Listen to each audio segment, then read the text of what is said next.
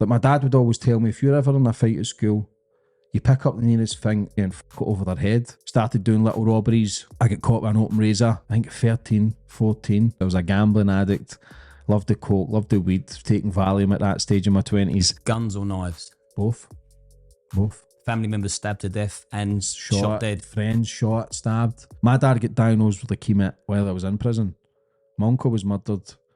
When I got out of prison, I had 2 girls pregnant at the same time. My best pal hung himself, all in the space of fucking 6 months. So that's when I couldn't handle life. A couple of hours past, I had a vodka. Bang. Went missing for a year. I fucked it. No matter if you're an addict, no matter if you're in prison, no matter if you're in an abusive relationship, you can change anything in your life that you want to, but it takes time. It takes fucking guts, it takes courage, it takes everything that you have in your fucking soul.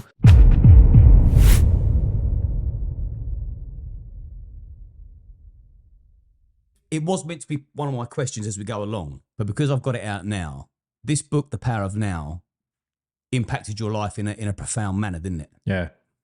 That was the one, mate. That was the game changer. Coming from a life of chaos and misery and just madness, the power of now. But I was seeing a girl and I was off the drink and the drugs then. I think I was like 29.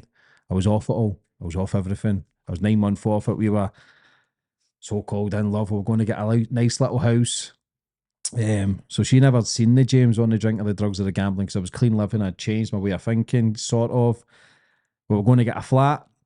Like, it wasn't even a flat, it was a nice cottage house. Nice cottage house out in the sticks. We're thinking we'll get dogs, maybe have a couple of kids. Life will be good. So we got this cottage. I had to pay deposit and we're supposed to move in like 2 days before. So I don't know what it was. Self-sabotage, scared. Had the perfect missus, everything going great. Went to the bookies, spunked all the money, spunked the deposit, done everything. Told her with guilt, hoping that, yeah, everything will be fine. She fucking left. Never seen her again, never spoke to her again. She left that book in my bed, The Power of Now, Eckhart Tolle. I thought, fuck that. Took me a few months to read it. And when I did read it, I thought, this is boring. Got the audiobook. He's a boring bastard. He's very soft-spoken. You hear little bells, bing. I kept falling asleep. Never read a book, ever. Read it, listened to the audiobook, changed my way of thinking. I understood that I could make changes, understood living in the present moment, understood that I was living in the past, full of fucking guilt, full of fear, full of depression, full of anxiety, pretending to be something that I was not. That book then just opened my horizons, and then here we are nearly 10 years later, just smashing the ass out of life.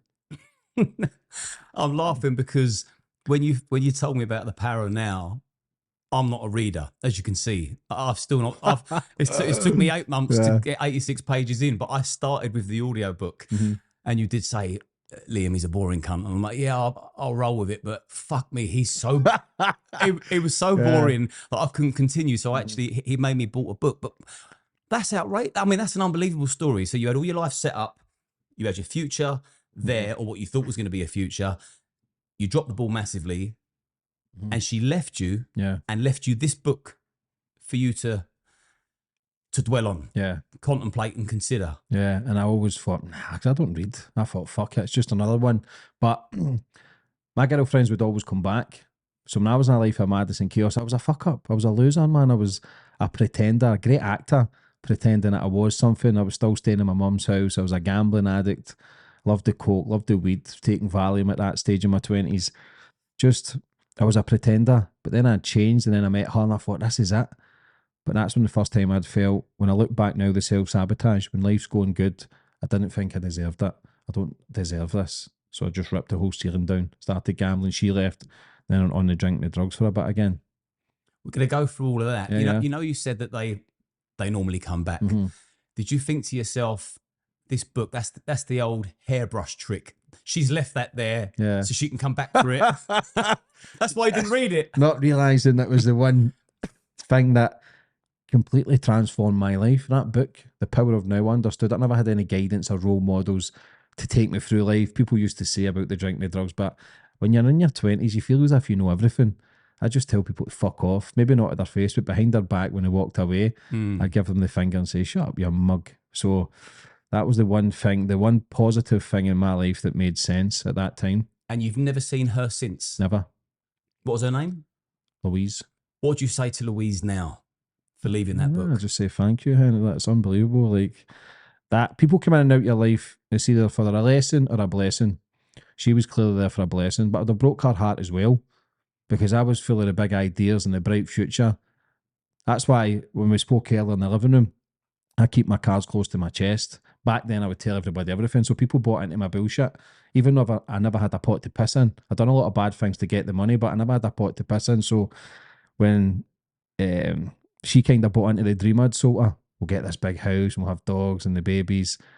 But I never truly believed it because I didn't know where to start. I'd never worked a day in my life. So it was, she bought into it and then she left that book and it opened everything up.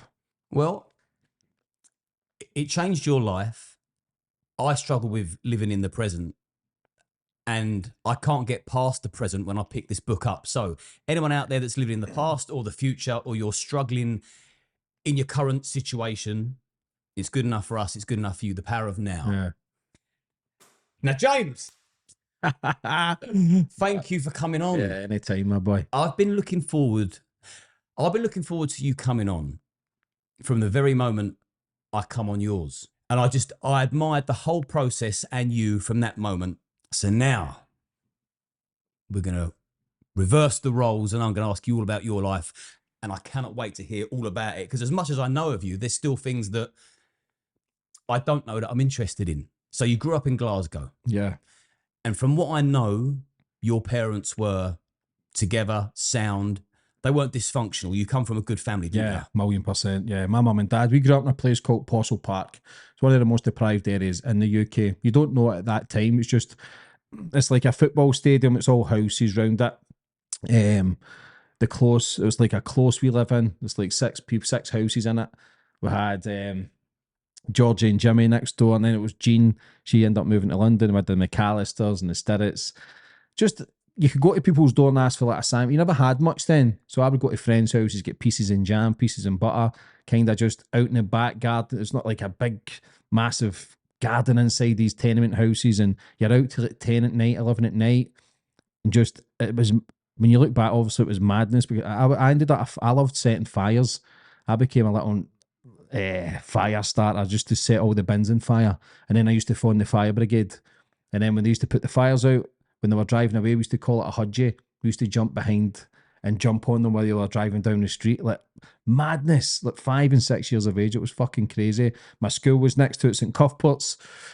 Yeah, my mum and dad, then, listen, they struggled like any family from Possil. There's a lot of good families there. There's a lot of good people there. You've just not got that.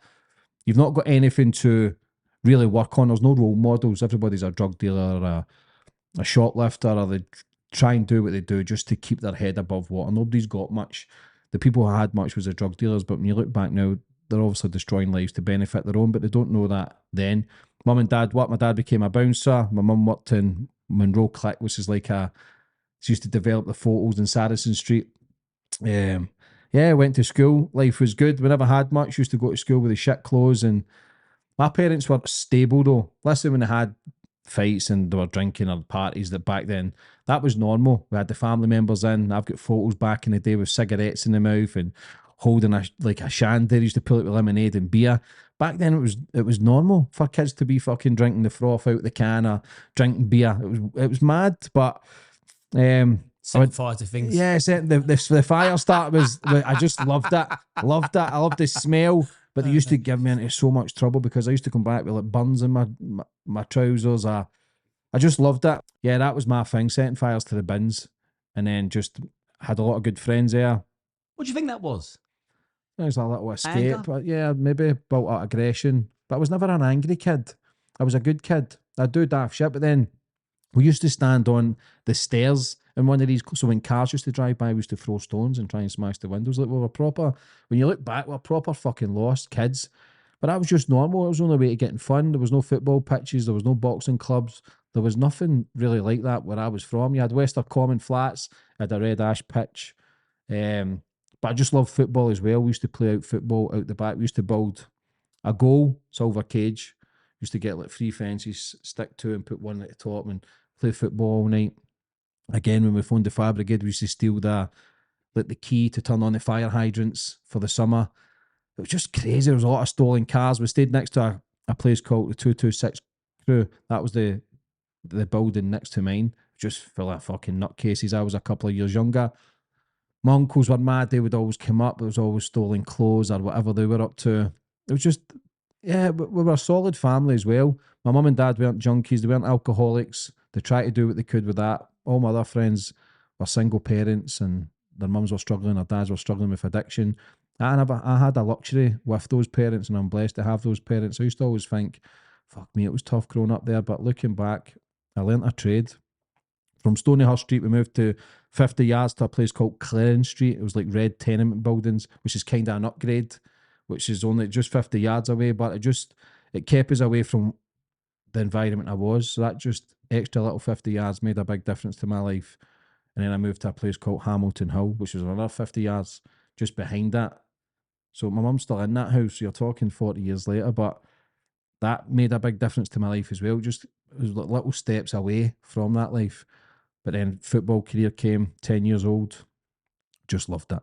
Football was my getaway. It was my freedom. I was amazed. I was rapid. I played for a team called Possilpark and I was fucking class. I'm not going here to blow my own trumpet, even though I do it all the time, but I was 50, 60 goals a season. I was just rapid. I had a little bit of fire about me. I had a bit of dig. What a team had.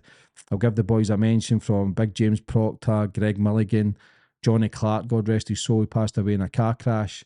Had wee Ryan Bradford, boy called Leachy, my big pal Barry Peacock. Just tough boys, man. We beat everybody. We were unbelievable. Like Celtic, Rangers, Chelsea, Tottenham, Hibs were all looking at us. And then Hibs came in for me and I went to Hibs at 12. Just going back to your dad, because I want to come onto your football years and how you would use that to your advantage when copping hold of a bird. Yeah. But was your dad, because you said he worked the door. Yeah. Was he a tough guy? Yeah. Tough, solid man. It was respected. Everybody loved him. It was very respected. Not a aggressive man. He could handle himself. My dad trained back then. You're talking 80s, not many. He used to go to the gym. I think it was Olympic, it was called back then. And then it was a place called Marco's. Big, handsome man, strong. Everybody, he just kept in good shape. So when he worked the doors, he was solid, handsome. Because he grew up in the area I was, Possil, everybody knew him. Possil was a rough area. All your Glasgow tough men are for there. Glasgow's a tough area anyway. There's gangsters everywhere, but Possil was always, it led from the front of the fucking tough bastards who were there. So my dad knew them, very well respected. And yeah, but again, as we go later on, that was my downfall, him being a bouncer. If you're a bouncer in Glasgow, especially back in the day, if you weren't tough, you'd get eaten. But pure and simple, wouldn't you? You'd be in serious. You couldn't pretend to be a tough guy like a lot of people do now. You had to be the part if you wanted to work the door in somewhere like Glasgow. Back then, you were getting beat the fuck out of. Guys were getting took out the back and beat to near death back then. You could get away with it. It was allowed. So if you weren't, the people knew who was who back then. Used to get your crews from different areas who used to walk down, and if you're respected, you'd get in. Listen, if you're causing trouble, the bouncer would say, look, you need to leave, the coppers are coming. But if you were a fucking idiot trying to cause trouble and you didn't listen, you would get fucking leered. You would get beat the fuck out of. Victoria's, the Savoy. The bouncers didn't mess about. They could all handle themselves. A lot of them were full of steroids. My dad was never steroids, but a lot of the other bouncers were just massive. You're talking back then, they're just next level. They were just ruthless. And that's why a lot of people became bouncers, because they could use that violence and beat people up for and get away with it. Did your dad have that ruthless streak in him? Yeah, when he could switch it on, yeah. Mm. Yeah. I was scared of him, yeah. Did you ever see him dish out hiding? Yeah. Yeah, many times, man. From when you were young? Yeah. He was tough, man. Weighing in another adult, obviously. Yeah. When you saw your dad beat another man up at a young age, do you remember how it made you feel? Yeah, I was scared. Yeah, I was scared, man. I didn't like it because I thought, fuck, man. And and it was pointless as well. It was like a road rage kind of thing. You know what I mean? And then you turn and you're screaming in the car. And I always remember that as well. I used to think, why are you shouting? And part of me is then that becoming ingrained in me through the years with getting road rage. I don't do it now. We're making changes, but I had that in my teens and 20s. I think, why the fuck am I shouting? It's obviously when you start changing, you go, why am I giving somebody else energy? But he was always beating horns or driving fast or going on the other side of the lanes and I'm thinking, what the fuck is going on? And you're screaming, Dad, slow down. But that's just at that stage where Right, he realised he's a good guy, but when he switches, man, he did lose it. And then you see him fucking beating fuck out with somebody, and you're scared, you're crying, you don't like it. It's not normal to see for kids. No, I mean, as you know, I've witnessed very similar scenes, and when you're young, a man's voice, it's frightening when it's raised. Mhm. It seems a hell of a lot louder than it does now. I mean, now we can go to a football match and listen to 100 people scream and shout. It doesn't affect us. But when Yeah. you're young and you're fragile and your eardrums aren't used to that aggression and you see it, especially for the first time, it is frightening. Mhm. But my dad would always tell me, if you're ever in a fight at school, you pick up the nearest thing to you and fuck it over their head. I never done that. I didn't like that. I still don't like violence. I don't like anger. I can portray that image sometimes when I switch, but it's an act and it gets me down. I'm a soft guy. So if I lose it, I want to apologise. I just want to cuddle that person. That's not my intention. So I'm seeing my dad do that. It never made me become aggressive. It never made me want to fight. I didn't like it. It made me softer, if I'm honest. Even at schools and that, there used to always be fights and people used to, because I never had cousins or brothers like a lot of other people at school. So when there was a fight, you were always ganged up on. So it was difficult. But if I had a fight and I heard my dad's name, I would flip and become that guy who I'd seen my dad become. Did you fight much? In schools, yeah. Mm. Yeah, but I hated it. I always get scared doing it. What sort of level of violence did you take it to? Nah, just fighting. Just fighting. Fisticuffs? Yeah, handbags in primary schools. You're chasing them, they're chasing you. It was nothing heavy like knives and throwing chairs until secondary that kind of kicked in. Fucking hell, like it is now. Everyone nowadays, if you're not carrying a knife as a youngster, you Yeah. know, you're out the loop. Yeah. Fucking especially at Glasgow as Yeah. well. I didn't like it. I hated it. I hated any sort of violence. I hated the thought of having to fight somebody at 3 o'clock when the bell went. We'll fight it. And I hated it. I hated the feeling. It fucked me up all day. And then you feel as if you have to do it. So moving on to football then, because football was still at a young age when you started, weren't it? So we're still very much at the start of your life. So good household, good Yeah. family values. Sounds like your dad was a good role model. I think it's good to have someone strong in the background, you know, that you can't fuck around with. Yeah. But then obviously there's a stage where you spiraled. So obviously you didn't spiral from within the household. You must have spiraled from your outside influences. Out. Glasgow being Yeah. rough and ready Yeah. and full of drugs. Mhm. But then you would have thought maybe football would have kept you on the straight and narrow. So yeah, talk about your football career, how it started, and then the journey. Yeah, Possil YM was a team. Like, we were ruthless, we were strong. All the kids under 11s, under 12s, under 13s, all the way up Possil YM. I don't know if it was fear because it was such a tough area, but we were just unbelievable. We were just the kids, and that's what's the sad thing about it, because there was kids in that team who were all equally just as good and could have went on and kicked on to be one of Scotland's greatest. That's how good these kids were. They were free, they were away from any bad stuff at 10, 11 years old. But when we played football together, it was like an escape. It's like you've not got the pain. A lot of these kids are going back to the alcoholic mother or father, the fucking hostile household, not got much, but we were together. It was a team. We fucking just we won the leagues, we won the cups. We were just mad. And then I realised I had a talent. I realised how fast I was. I just fucking loved it. I loved playing football. It was every day. We used to play Celtic and Rangers in the chapel at Saracen Street. We used to get a mixture of people and play Celtic Rangers every day, every night. That's all I could think of. I just loved football. The first time I felt good at anything, the first time I was shit at school, I'd look out the windows. I didn't even know my times table. I used to feel embarrassed. If I had to go and read a story or they'd tell me to read a paragraph, my face would go red, and I fucking hated it. I felt as if my world was crumbling down. And I hated going to school because I realised I'm not good at this. The football for me was a getaway. It was amazing. Hibs came in for me. I went for a trial through in Edinburgh. They signed me straight away, 12. And then we started, but I was injured. My groin was sore. But I kept playing through it because I didn't want to miss the opportunity. And we just played season after season, and then played against Celtic at Petershill. I think it was 2-1 or 2 each. I came on as sub. My dad says, "Oh, you sub today, son?" And the manager said, "It's a secret. It's a secret wedding." And came on, ran amok, ran the show, and then I scored a hat trick the next week against St Johnstone and a hat trick against Hearts the next week. And that's when the big team Celtic wanted to sign us. My dad said, "No, son, sign for Hibs." Signed for Hibs at 15 S form. But while I signed DS form, the hormones are kicking in. And I always say this, and I get slated for it, but I was a handsome bastard. My dad was very smart as well. Used to wear the suits, the ties. He was always presented himself well. But that's when David Black, who played with Hibs, he ended up in prison with, I think he was scamming women for alarms or whatever it is. But it was me and him. He played centre mid. I played up front. And we're a couple of rogues. I think it was 14 actually. We went to Penelope's nightclub drinking. I think it was Smirnoff Ices back then.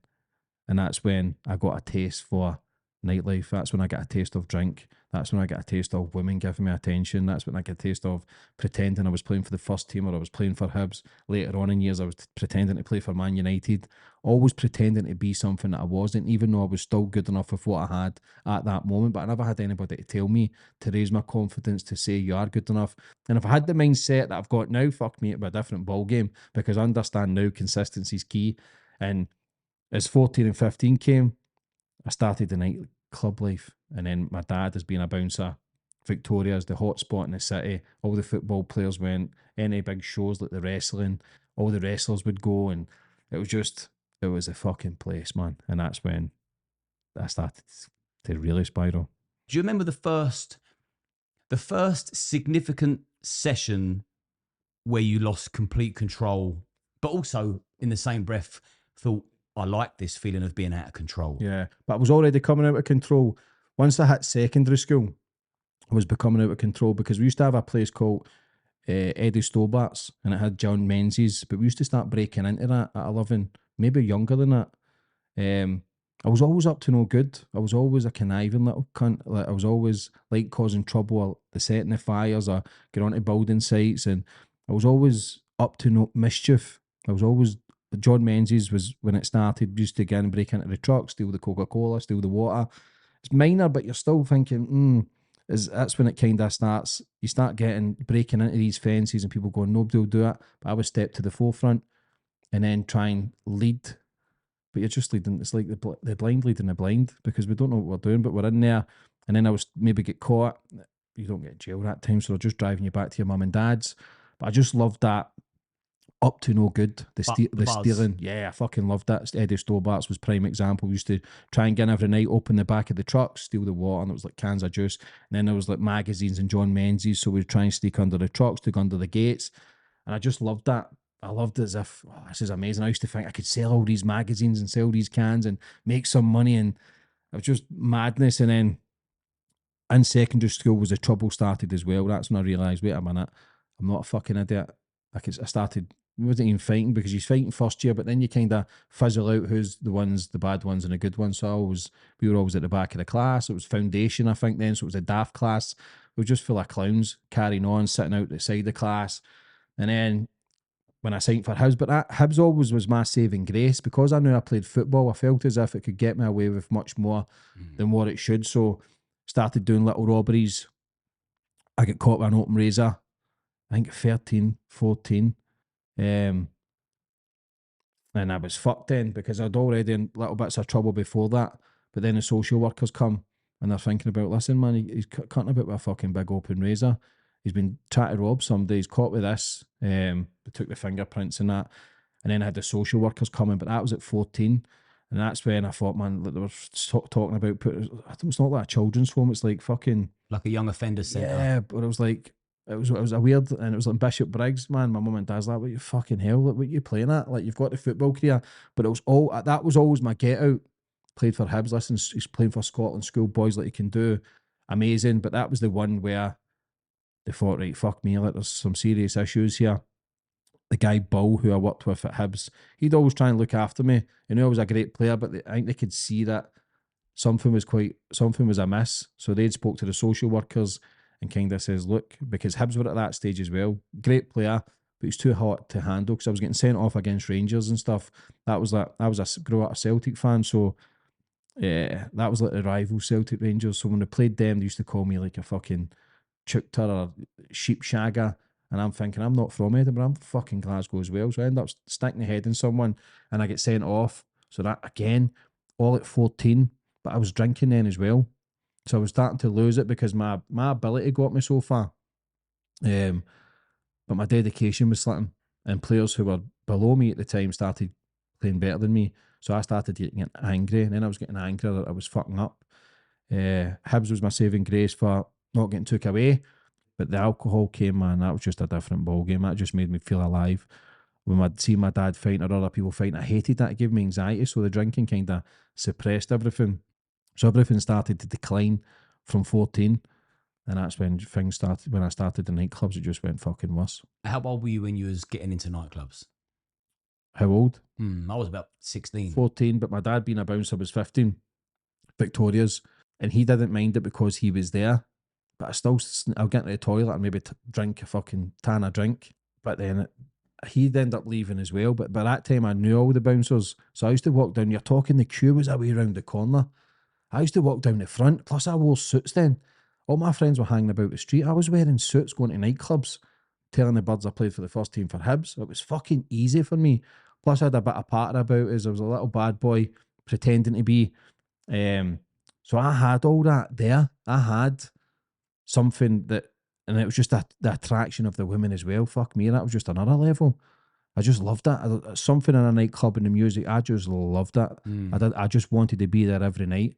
I started to hate football, something that I'd loved from a young kid, something that I lived and breathed, something I thought I was going to be the best at. I'd visualise then, scoring in big stadiums. I didn't know the law of attraction in, but I'd visualise doing all this. But my love soon came to the women and the drink and then the drugs at 16. How many women do you think you slept with in your teens? Oh, In your nightclubbing years? you're talking well over 100 for a young age, for that age, because I was active since 13, 14.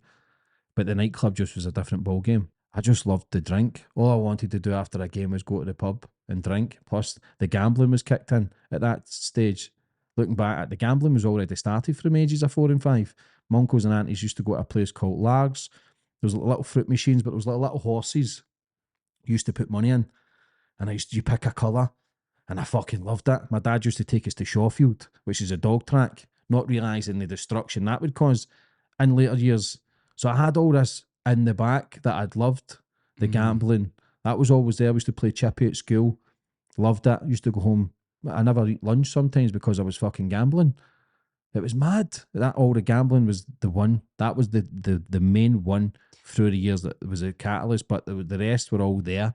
The gambling's the one that intrigues me the most. And now that you're laying it out and with the timeline, it's clear that you was addicted to the dopamine hit from the get-go. If you're getting a buzz off the gambling, the fires, the mischief, the scoring the goals, the women, it's all been there. But see, drink and drugs, womanizing, fighting, clubbing, scoring goals, I totally can understand the addiction there. And food, we can go on to that.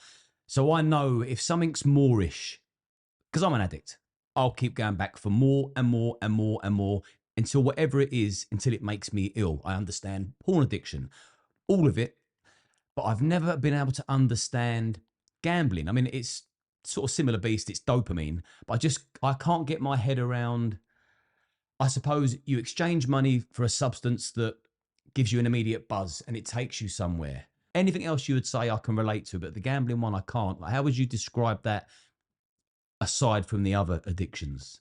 Gambling was the worst because I would fuck anybody off just to gamble. I would rob, steal, borrow, just had a bet on. The gambling was always, like I said, you never had money, your teens, but I would try and do bad shit to maybe get money to then place a bet because you could get into the bookmakers back then. 13, 14, 15, you could place bets, you could put a count on. I just loved it. I fucking loved the gambling. When Hibs released me, I think I went to Queen's Park. Hibs says, look, we've had enough. We gave you too many chances. If I went to Celtic, I might have had better guidance. Being in Edinburgh, away from the home, family, it was different. So he wanted me to sign for Hibs. And yeah. And then obviously when that career went, I got released to Albion Rovers. The gambling started then. We used to get, I don't know if it was 70 quid or 100 quid a week, but it was full time. Albion Rovers, Monday, Friday. Would you put bets on the games you were playing in? No. And how did it make you feel? We used to go to, I just loved it. Again, it was an escape. It was another form of an escape. So I didn't know who the fuck I was. The drink was then, that was under 18s at Albion Rovers. So we Albion Rovers, we used to get our wages on a Thursday. I'd get into the bookies. So sometimes I had to phone my mum and my dad to come pick us up to say they haven't given us our wages. Everything was a lie then. My whole life was a lie. A lie that I didn't drink, a lie that I didn't get in trouble, a lie that I wasn't gambling. I used to tap people money all the time. And then you're stealing money, stealing from your mum, stealing your dad's credit card. It started getting bad. And the gambling was the worst. You enjoyed the process. You enjoyed the buzz of it sitting there. Is it, is it coming in? Is it not? Yeah. What was the feeling like when you lost your money? Where do I get the next money from? It's like a crack addict. Where do I get the next bit of cracks? Like any addict. And did that override the disappointment of, fuck, I've just lost, that sinking feeling? But you get used to it. So it must do something to the neural pathways. It must do something to the receptors in the brain. Because when you gamble, they talk about now it's the equivalent of taking heroin. It's the equivalent of when you place a bet, you get the same dopamine kick as taking heroin or coke. So when you're placing bets, it's nothing to do with the winning. It's the feeling. It's the feeling of putting money on and feeling good. That's it. Whether I won or lost, whether it was a 10 grand bet or whether it was a pound bet, it's the feeling of not knowing, just you're sitting there. Every man in a bookies looks demented. They look miserable. They're fucking grey. They're either red or they're just lying to their wives. It's the hidden addiction. It's a painful addiction. So I never realised it was a problem then because I just thought that's what everybody done. Plus I was drinking. Life was full of chaos.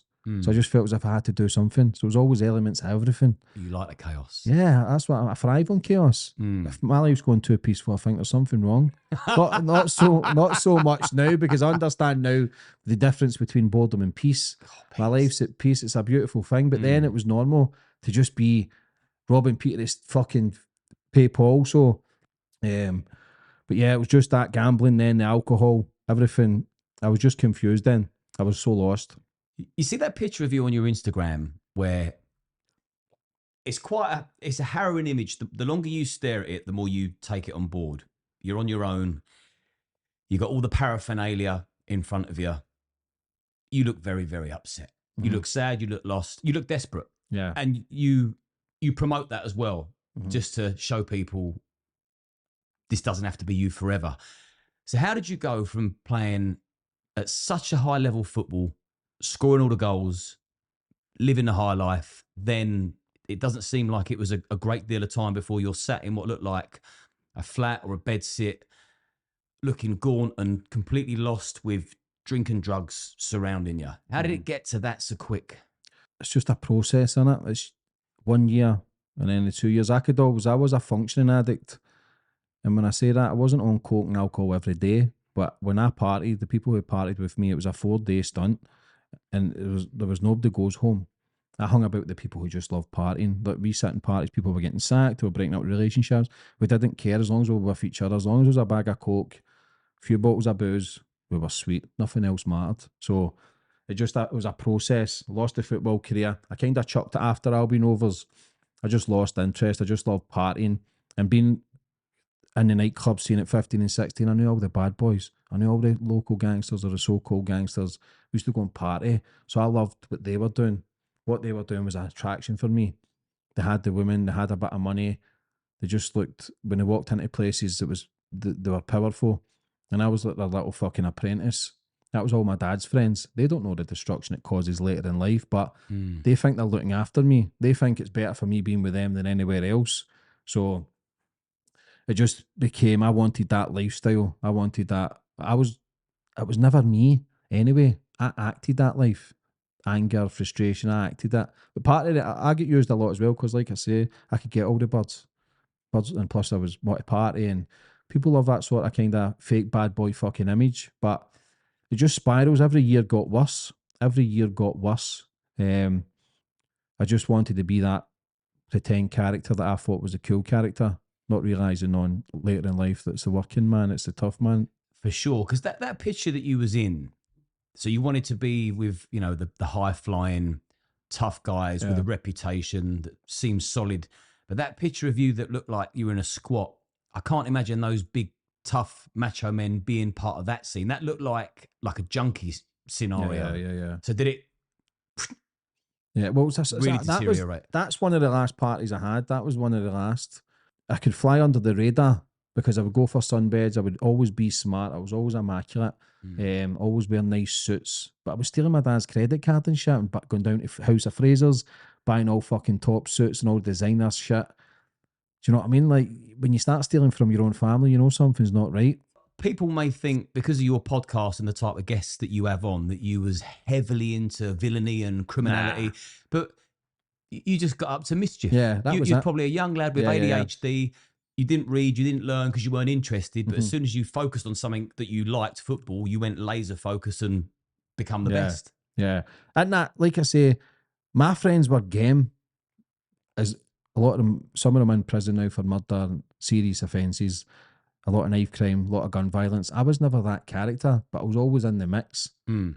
I could, but if somebody wanted to fucking jump off a roof into a swimming pool, daft ass will do it. I'm that guy. The daft shit. They like the violent stuff. There was a mixture of everything. I was just fucking crazy. Like, just daft shit. 22.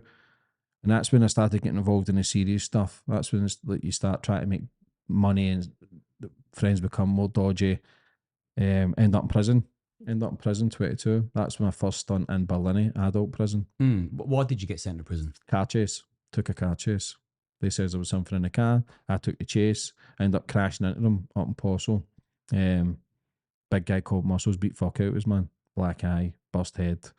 And that's when there was too much, because I was already banned from driving before that. So I was always getting drunk. I was drinking a lot then. So it was always... When you say car chase, Yeah. I thought you're being chased by the police. Yeah, I was in the car. Yeah. So what did you have something in the car? What was in there? Yeah, I can't say. So I never got caught with it. Ah, you can tell us. Yeah, after camera. After camera. But it's, I was with somebody, they got away. And yeah, I got caught, crashed into them. And again, I thought, I'm fucked here. Because they were trying to do a fucking serious assault. Or they try to say I'm not trying to knock him down, he's talking shit. But that was 22. That was a time. But again, see, when you go to prison, it's like stripes. It's if you've earned a little badge. I always thought, that's what people need to do. It's fucking stupid. I always loved my freedom. I love women. I love partying. People used to, like friends and that, thought it was good. When they used to come out, used to hear the stories and think, fuck me, like, you're amazing. Not realising how fucking stupid it is and how much a fucking idiot you are for even thinking like that. But yeah, 22, Berlin. And that's when I thought, fuck me, this is it. How long did you get? 9 months. What'd you do? It's like 6 months. So you do a few months inside and then a few months on tag. And how did someone like you, who's not nasty by default, you're just mischievous, and you're a good-looking bastard back in the day, how did you deal with jail? Because you watch the movies, you watch the films, you think, I'm going to get shagged in here. I thought, man, I'm going to be target, prime example. But first day I got there, I remember being nervous because the woman who was interviewing me was saying, are you okay? And I'm thinking, yeah, of course, but I was whistling, not realising that's a defence mechanism because I was nervous. But as soon as I went in there, I think you go E-hole for the first night. You're in E-hole, and it's like all the nonsense. It's like an overnight stay. You're kind of in there for one night, and then I get put to A-hole. Soon I was in A-hole, I met Boy Draggy, Possil Boy, always in and out the jail. He got me on the pass straight away after 2 days. So I was on the pass, my cell was opened up. I knew other boys. So then when you walk in there nervous after a few days, you start walking with a swagger. So bear in mind, I'm only in prison for a few months. I was in every fucking hall after that. Every hall, always up to something. I was always trying to make money as well to feed that lifestyle anyway. So I used to run, because I was a gambler, I used to run the bookie. So we used to get, like, say it was a race meeting at Ascot, 5 or 6 races. If your horse won, you get 3 points, second, 2 points, 1. So I used to get that little bookie going. It was bars of chocolate, 2 bars of chocolate everybody put in. If you won, you get the chocolates, plus I would get my bit. This was in A-hole. But we ended up in a fight with Jerry Dobin, he was called, from the Gorbals. He's dead now, gosh rest his soul. We get into a fight there. And they fucking kicked us off. I ended up in B-hole. And I fucking hated it. It was like a dungeon. It was dark. Because I'm going in there straight away. Plus my dad knew a couple of the screws with being a bouncer. That was my thing as well. My dad would get me out of so fucking much shit. So I'd always push the boat, thinking my dad's always going to be there. Mm. I can always get out of trouble, even though I wasn't that bad. People might look and say, oh, you're a fucking lie, you're doing a lot worse than that. But it was, he would always get me out because he knew everybody. They would say, look, your son's he'd be like, listen, let me speak to him. So he knew a couple of the screws as well. But as soon as I went to B-hole, I fucking hated it. Hated it. So I tried to get moved. What was the difference between the two? A-hole was more, it was autumn. I had my own cell. I had my own Peter, they call it in Glasgow. So you could walk about, I'll collect the plates, mop the floor, and it just gets shut off. You're not dubbed up 23 hours a day. So I get put to B-hole, and that was the case, 23 hours a day. I had the gym anytime, because in the mornings you go to the register and put your name down for the gym. Because I was on the pass, I'd put my name down and all my pals' names down. So we'd have the gym every day. B-hole was a different ball game. It was dark, it was dungy, it was 23 hours. And my dad got us another favour where I went to, I think I'd requested to go to D-hole. Kid Cha, boy from Possil, him and his brother. Both dead now, God's rest their soul, man. And fucking, it ended up okay there, but I put in to be on the pass for the gym. And I got that. So when you're in the pass for the gym, you end up going to Letham Hall. Letham Hall's like a prison within a prison. You can open your door 24 hours a day. So you're in there when you work on the gym. But I tried to be a smart ass. I was very good at trying to fit in. I was a people pleaser back then. Try to fit in with everybody else. So I ended up in Letham Hall, and other people were selling drugs, bits of gear, 50 quid for fucking 0.2 or whatever it was back then. They were making some serious dough. So because I was on the gym, I had contacts with the gardener as well, so I could have got gear through over the wall, which I tried to fucking do. But I knew the gardener wasn't on that day, the day I tried to get it. So I was on the phone in Letham Hall, cancel those tickets, mate, because I won't be out in time. Stupid, not thinking fuck all over it. A couple of hours later, man, they've came, ready to sell, put back to B-hole. Fucking hated it. And I finished the rest of the sentence in there. Hated it. That's when I realised I'm never coming back here again. So that was your only time in jail? Yeah.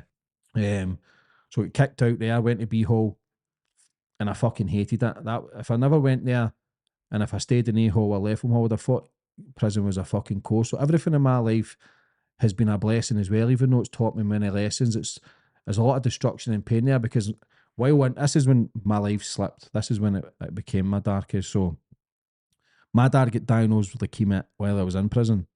My uncle was murdered. When I got out of prison, I had 2 girls pregnant at the same time. My best pal hung himself, all in the space of fucking 6 months. So that's when I couldn't handle life. My dad got taught, in remission, kind of beat it. You never think he's going to die. And then obviously you get the phone call to say, look, your dad's been up in the hospital, son. The bloods aren't good. He's only got 3 months to live. That then changes everything. Was that why you was inside? You found that out? Yeah. So I don't know. Part of yourself blames yourself because you think of all the pressures and stress. I understand now, we're speaking to enough people, the stresses and pressures on life cause the body to go in pain, whether it's cancers, whether it's fucking going grey, or your whole aura changes with stresses. When I interview people, I know, wait a minute, he's not in a good place, or she's not in a good place. You can see the anxiety. Don't just get anxiety overnight. When you're a kid, you're smiling 300 to 500 times a day. By the time you're an adult, you only smile between 5 and 10. So whatever system's in place, whatever things are in place, people are destroying their happiness. So when you do that for 10, 20, 30, 40 years, you see people's whole energy change.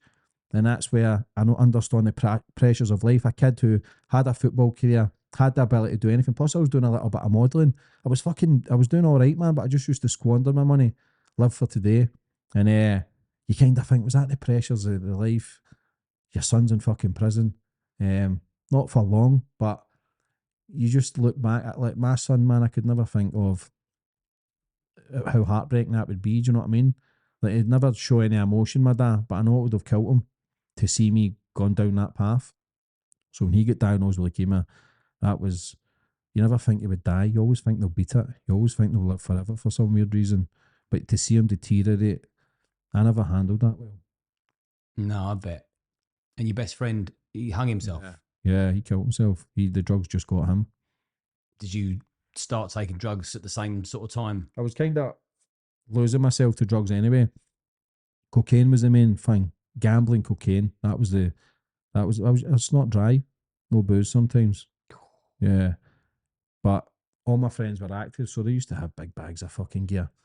We were using each other because I was a gambler. I never had money. I was always tapping people, or they would come on out. Like, I was always that nature. People would always give me things. If I'd fuck somebody for money, they would struggle to fucking hate on me because I'd have that big daft smile, or I'll get you. But they would still give me more stuff, or they would give me more money. That was my nature. It's like a gift to the gab. It's like a fanny man just going through it. I was like a circus act. Always at the parties. I was always lively. I was always mischief and fucking up on the tables, dancing. I was 4 days. I would keep the party going. But looking back, you're just a circus act. You're a clown. I'd have been better putting a clown outfit on and joining the circus. How do you recover from your best mate hanging himself? You don't. You don't. Then my dad. Then I had 2 girls pregnant at the same time as well. I thought at that stage, I never thought I'd live past 30. I know that when you hit 30, that was the turning point for you where everything started going that way. But this is before you're 30, obviously. So your dad, 2 girls pregnant at the same time, and your best mate hanging himself. That is a hell of a lot for one man to take. I mean, even one of those things for one man is a lot to take on and try and make sense of, and then recover from, let alone move forward and then sort of build the life that you've built for yourself now. Because I get a lot of DMs. I'm sure you get 10 times the amount I do, and they're probably of a similar nature. And I get a lot of people say to me that their best friend died. They've been OD'd, been murdered, hung themselves. I think, shit, I've dealt with a fair few bits and pieces in my life, but how would I actually deal with that? What did you do? Self-medicated. Drink, drugs, anger, frustration, gambling. They were already in the back burner. They were already in my locker. When my dad died, that was the worst because I thought, what? Because when my dad got 3 months to live, like the coppers at that stage were coming through my door. My dad got 3 months to live. They came through my door. When my dad's dying, they came through my house, right through the fucking door. And my dad's up in his bed dying. I got a phone call at 5 in the morning to say, well, listen, when my phone goes at 5 in the morning, back then it's for 2 reasons. Somebody's wanted to party and get on it, or the coppers are at your door. And sure as fuck, it was the coppers were at the door. They were wanting me to question over a robbery. So I thought, fucking hell. Like, instead of me trying to handle it, I'm thinking of myself. I'm just straight back on the packet. I'm straight out for 3-4 days. Bear in mind, my dad's fucking dying. My mum's had to kind of nurse him. As a man, I should have been there at the forefront. I know that now, but I didn't know how to handle the pressures and the losses of life. I thought, these bastards are trying to set me up for something because there was a lot of other shit going on at that time, which I'm not getting into because it's still ongoing. But I thought, these fuckers are trying to set me up here. And if I held myself in, there was a good chance I was getting remanded. But if I stay away, the last few fucking months of my dad's life are going to be even more torment because the coppers are looking for his son. He's fucking dying. So I kind of thought, man, like, it was kind of a crossroads. But for me, I looked after myself, didn't I? I didn't face the music. I fucking got high. I got mad with it. Then the weed started to kick into that place. So I kind of, when my dad was dying, the weed started to sneak in for some reason. But again, when I look back, it all made sense because even when I was active, I was doing little bits to make money. Because I was a gambler, I never kicked on. I never ever kicked on anything I'd done. It was always level one. Because when you've never got anything, I burnt all my bridges.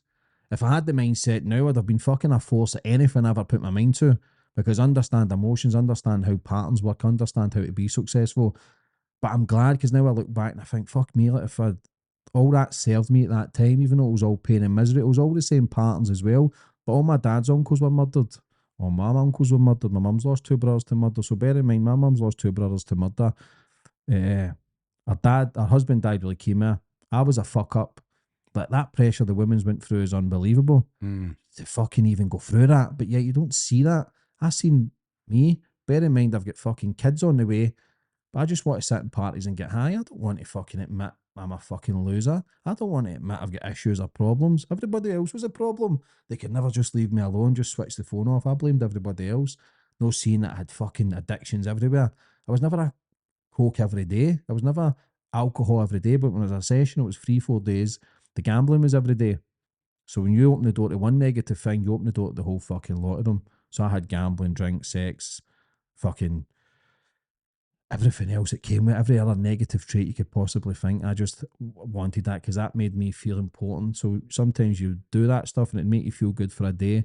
Then it becomes 18 hours, then 16 hours, then 14 hours, 10 hours, 8 hours, 6 hours. And then you do it just makes you feel worse. I wasn't even getting any satisfaction. I was just in pain, sober or on drugs because of this here. All those murders that you had a direct connection to, in the sense of you're going to feel that pain because they're, you're connected one way or another. They're relatives. Mm-hmm. Were they gangland related? Yeah, but I'd already lost friends to murder before that as well. I've been losing friends since the ages of 14. My friend Archie, who passed away, was a good friend at school, mad bastard man. He passed away at 14, so I kind of, every year there was always pain. There was always element of pain. There's always losing loved ones from addiction, suicide, or murder. There was never anything. The only two people I lost in my life, now I've been to over 40 funerals, and I'm only fucking 39. That's a lot of people.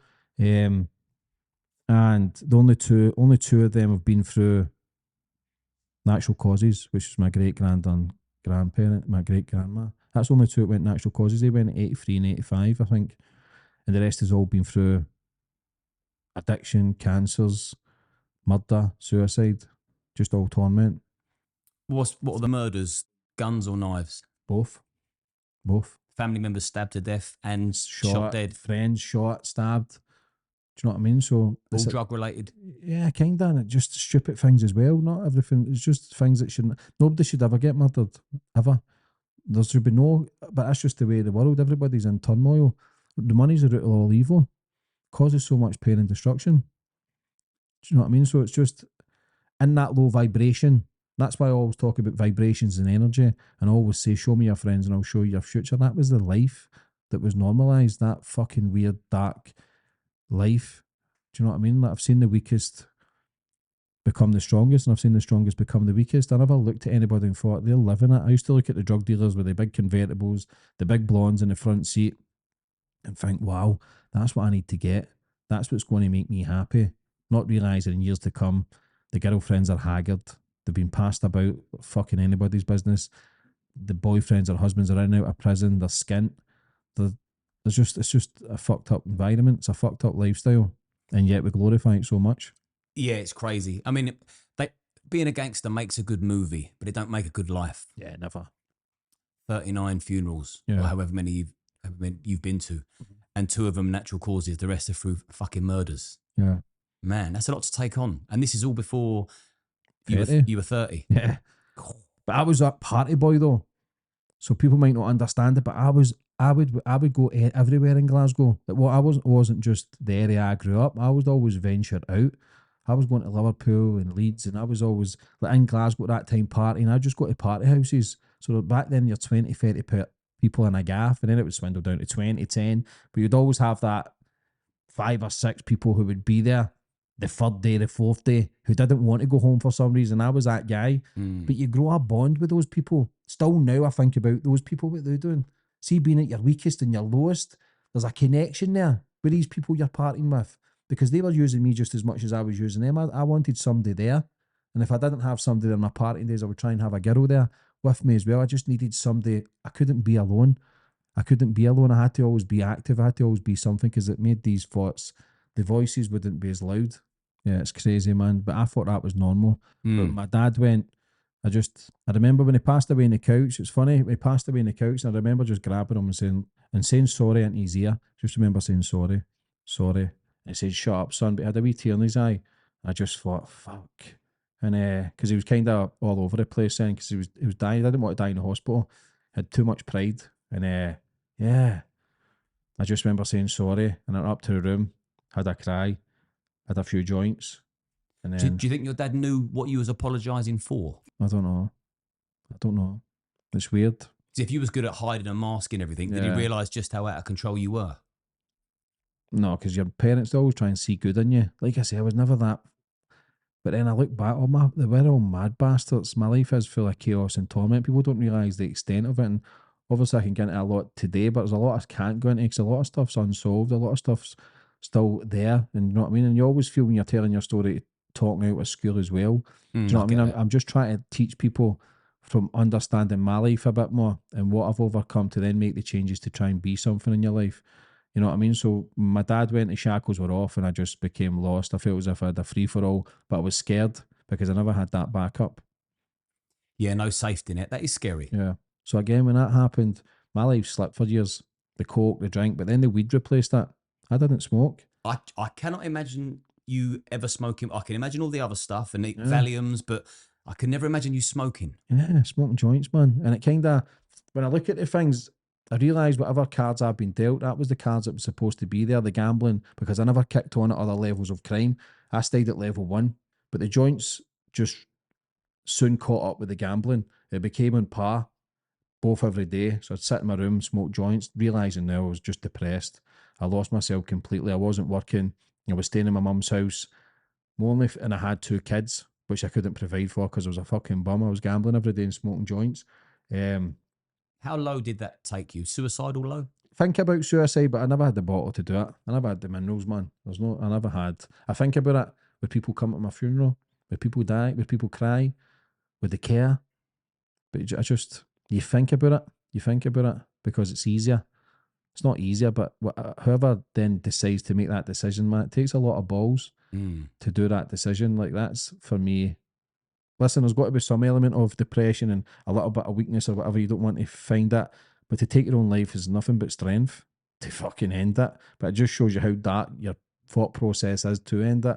I thought about it. I thought about what it'd be like at my funeral or death, but I would never follow it through. But the thoughts were frequent because you're just lying there being a bum.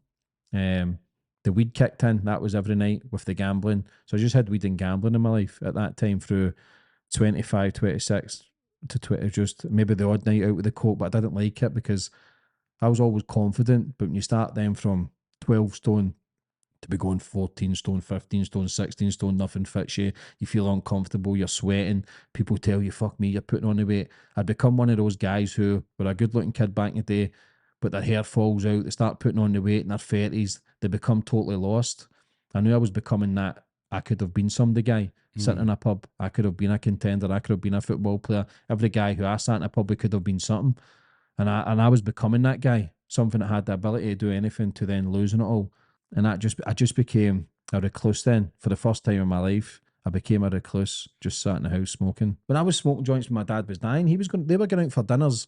His last fucking supper, basically. And I'm fucking in the house just want to smoke joints and gamble. His fucking last time on the planet. We know he's got a time limit. We know he's going to die. But I chose the other stuff. I don't know if it's because it's hard to see as well. A lot of that's pain. Like, I don't want, it's not that it was a bad, I just didn't want to see it. Well, I wanted to block it out. So that's where it all came from, blocking everything out. But with the weed, again, it's full of shit. The chemicals that's in it, the stuff that's sprayed with, the damage it does to the brain. People look at Snoop Dogg. He looks fucking terrible. There's people in their 50s and 60s that look 100 times better than him, but then it's glorified. I used to listen to all that shite rap music, low vibrational stuff, 808, smoking joints, and think you're a fucking gangster. You're a fucking mug. Do you know what I mean? You're putting something into your body that's taking you away, numbing some sort of pain. You become in a bubble. For me personally, when you smoke weed, the TV's funnier, food tastes better.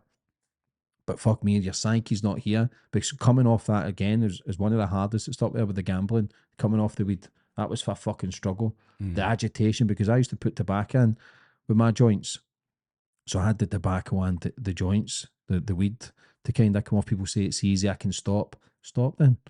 They can't. It's fucking hard. I know people now because I've seen people smoking hash 14, 15, 16 who are still smoking in their 30s and 40s. They give up then. They can't because it's gripped them. It's like when you've got an addiction, your soul gets kidnapped. They kidnap your soul. Your vessel's still here walking about, but your soul's it's there. Something's got your soul. Same as alcohol. Alcohol comes from the Arabic word which means alcohol, which means ghoul, body eating spirits. That's why they call it spirits, because the same when you drink, it toxifies the soul. The soul leaves the body, and the entities of the spirits that you're drinking take over the body. People black out, sleep with people they don't even fucking like, get angry. The jail's full of people who's in there through drink. because the geezer on that Dutch courage and they think they're game when they're not. And then they're sitting in there thinking, what the fuck have I done? Alcohol's a poison as well, just as much as the weed, just as much as coffee, just as much as sugar. And I know there's health benefits from them all, but it takes away your free thinking because we crave it. And as soon as you crave something, it's got your power. That's why when you ask for a coffee, I says no, because I'll be fucking 6 or 8 coffees deep, all agitated, all over the gaff. I crave it. The only thing I crave now is sugar. But I understand the process. And there's so many health benefits and negatives from everything in life. I get it. But for me and my understanding of it, I don't want anything to ever have the power over me the way it used to have in my life. And that's why it's fucking difficult. Before we go to the turning point, in amongst all the madness, did you ever think to yourself, I could end up getting murdered? Yeah, of course, man. Because you're at parties, you're sitting with randoms, the coke was getting stronger as well. The proper was coming out. Like we used to snort maybe half an ounce between a few of us over the weekend. A gram of proper, man. Everybody was out their tits for 2-3 nights. It was another ball game. People think they were saving money, but I prefer the shitier stuff. You do a shite and your mouth's all fucking numb. That stuff was all right, the 50-50. 50 quid, bit of gear. This stuff was 100 quid, and I seen the difference and the change. Everybody's sitting at parties vegetated. It was crazy. But it was always in my fault. I never make it past 30 anyway. That's why I thought, fuck it, if I've got kids, then at least maybe somebody can leave a legacy for me and live in my name. I never seen the future. I never had any plans. I never had any goals. It was just living day by day. Where can I get the next bit of money? Who can I tap? Can I go to my sisters for money? Can I go to my mum's for money? I was starting to lose the people who would help me out. It became a lonely journey, and I knew I was a total failure then. Did you notice people losing respect for you? Yeah, I'd lost that when when you start fucking everybody for money, you lose that because I was tapping neighbours and I would never give them it back. I still owe them. That was the gambling addiction. It took me to places that it scars you for life. And the biggest personality trait that you've got to adopt if you're living that sort of life, hand to mouth, addiction, plotting, scheming, is you have to become a liar. Yeah, a compulsive liar. And that's what I was good at. That's what I think my interviews work as well, because I've learned so many trades at everything. Because when I'd fuck somebody for money, if I needed to go and get money from someone, like if I needed to get money from my sister, I would go over and I'd butter everybody up, tell jokes, make everybody feel good. But you're a circus act. You're just a circus act to then make them feel good. And then when you leave, you say, look, can you give me 100 quid? And they go, oh, here, you daft bastard. They feel sorry for you, even though you owed them fucking thousands anyway. They know they're never getting it back, but they just feel sorry for you. So you have to play a victim every time you go and hit somebody for money. You're lowering your vibration to try and get a fix, to then place a bet. Yeah, I've still got kids who I wasn't really providing for.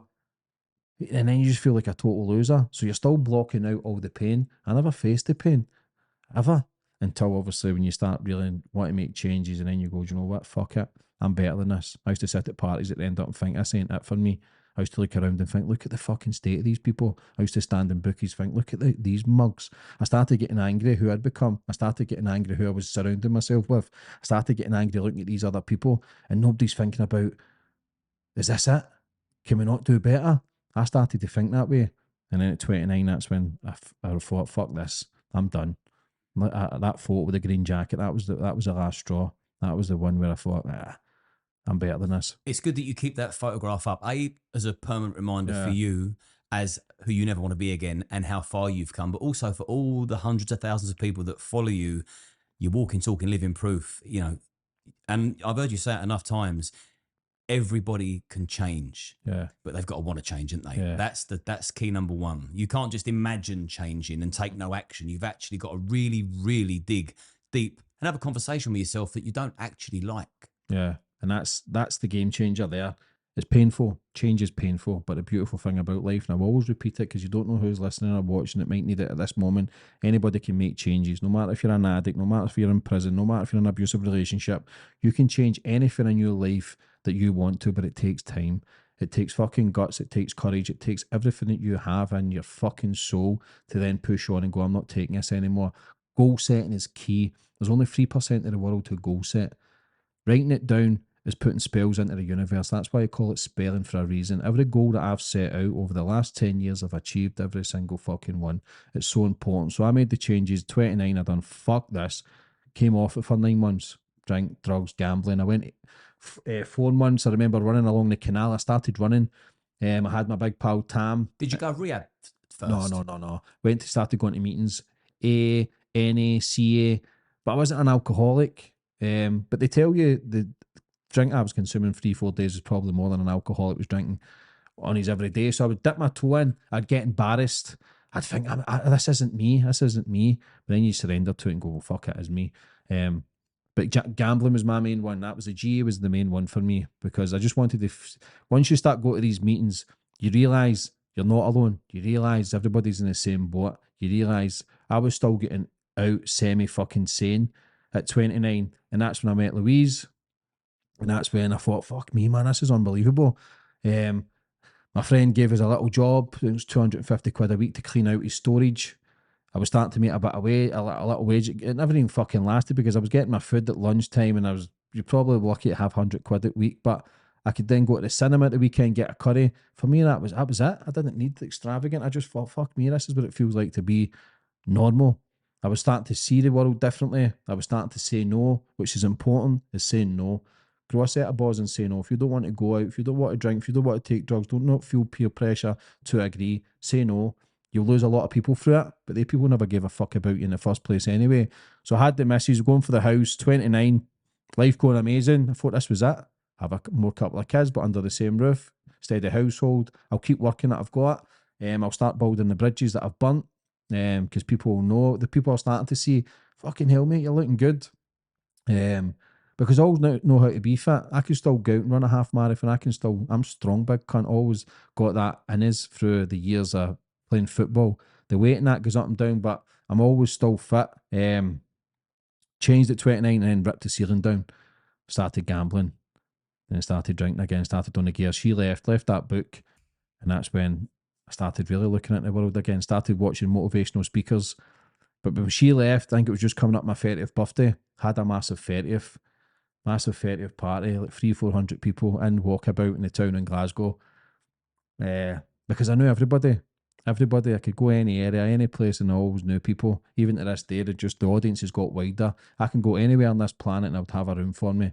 I would have a meal for me anywhere on the planet, whether that's the UK, Russia, Germany, Holland, Dubai, China, America. There's always a door open for me to go. I've kept in good contact, even though I can laugh about it now. The people in the past, my wee pal Jay, who I've just teamed up with again after 20 years, we were a couple of fucking loose cannons. But back to the 30th, I had my big party, and that's when the green jacket was there. I fucked it again. That was your 30th Yeah, birthday it was the 4 party. days deep. Went to get a taxi. I never had any money. I spunked all my fucking birthday money. It was like 1,600 quid or 1,700 quid through cards and stuff. Done it all that 4 days. Went to the casino and that, gambling, full of gear. Green jacket came on, done it, and had no money. My sister had to pay for the taxi, and in that moment there as well was when it all changed. I sat in the room. I think I had a cry. I'd done 30 years of age. I says, I'm a fucking deadbeat. I'm a bum. Look at the state of you. Rut it down. No more drink, no more drugs, no more gambling. And that's when I went out and fucking done it all. What did you do with that green jacket? I've kept it. Have you? Yeah, that's going in auction in 10 years, man. That'll be worth millions. You might get a few quid for that. It's that was a game changer. Can I just ask, what about the withdrawals?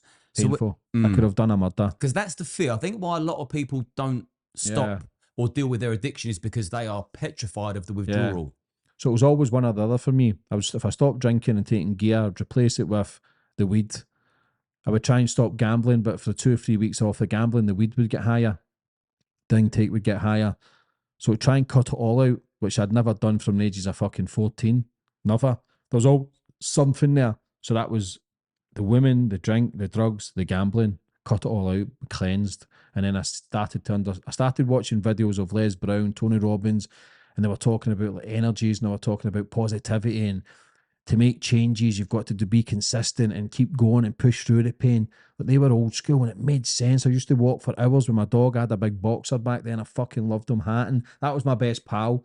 Even though I had kids and that, I used to go home to my mum's for the dog. I fucking just loved him. I love dogs, man, still to this day. But I wrote it down and I was fucking flying. I went and done a personal training course, 6 weeks, smashed it. I got 1,500 quid, I think, for my daughter's mum.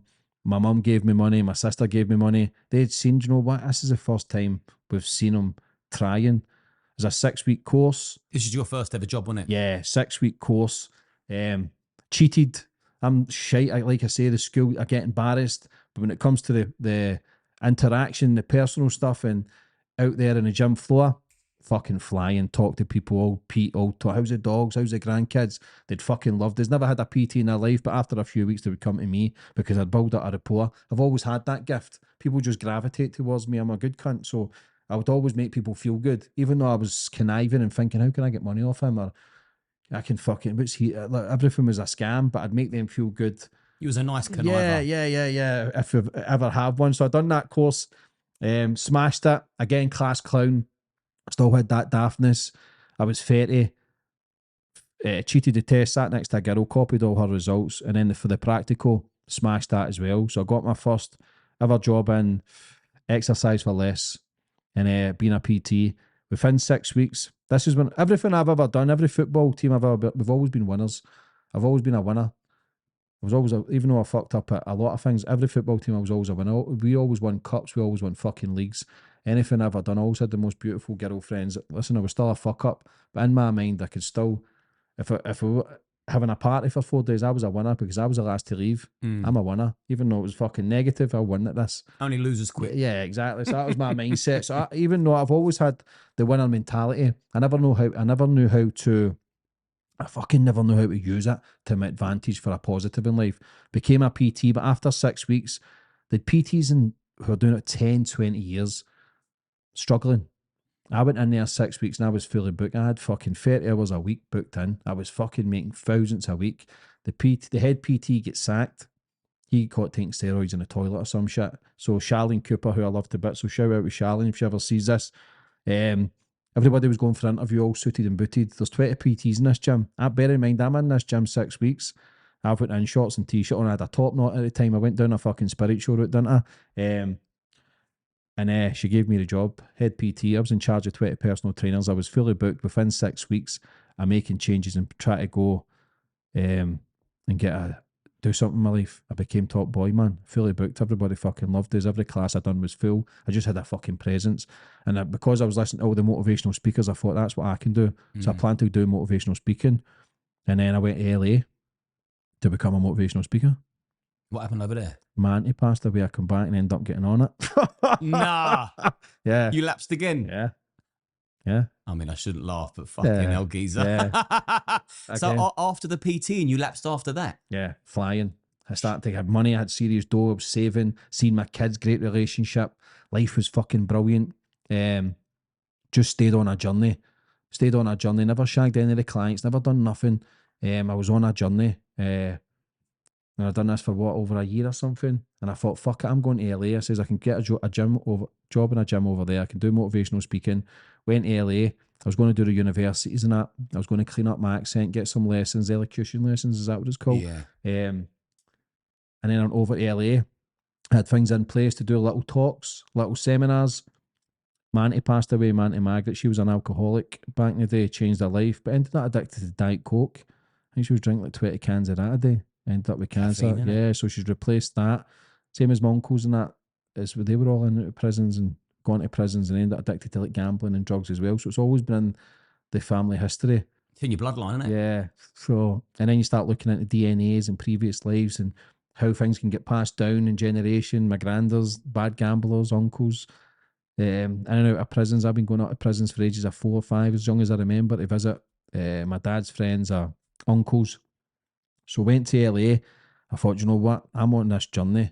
I'm going to fucking take over the world. I'm going to become the biggest motivational speaker on the planet. I never had a clue what I was doing. I was only copying what they say. Even my podcast, the shit I say is from what other people say because I've took it to them and I've mastered it into a little craft.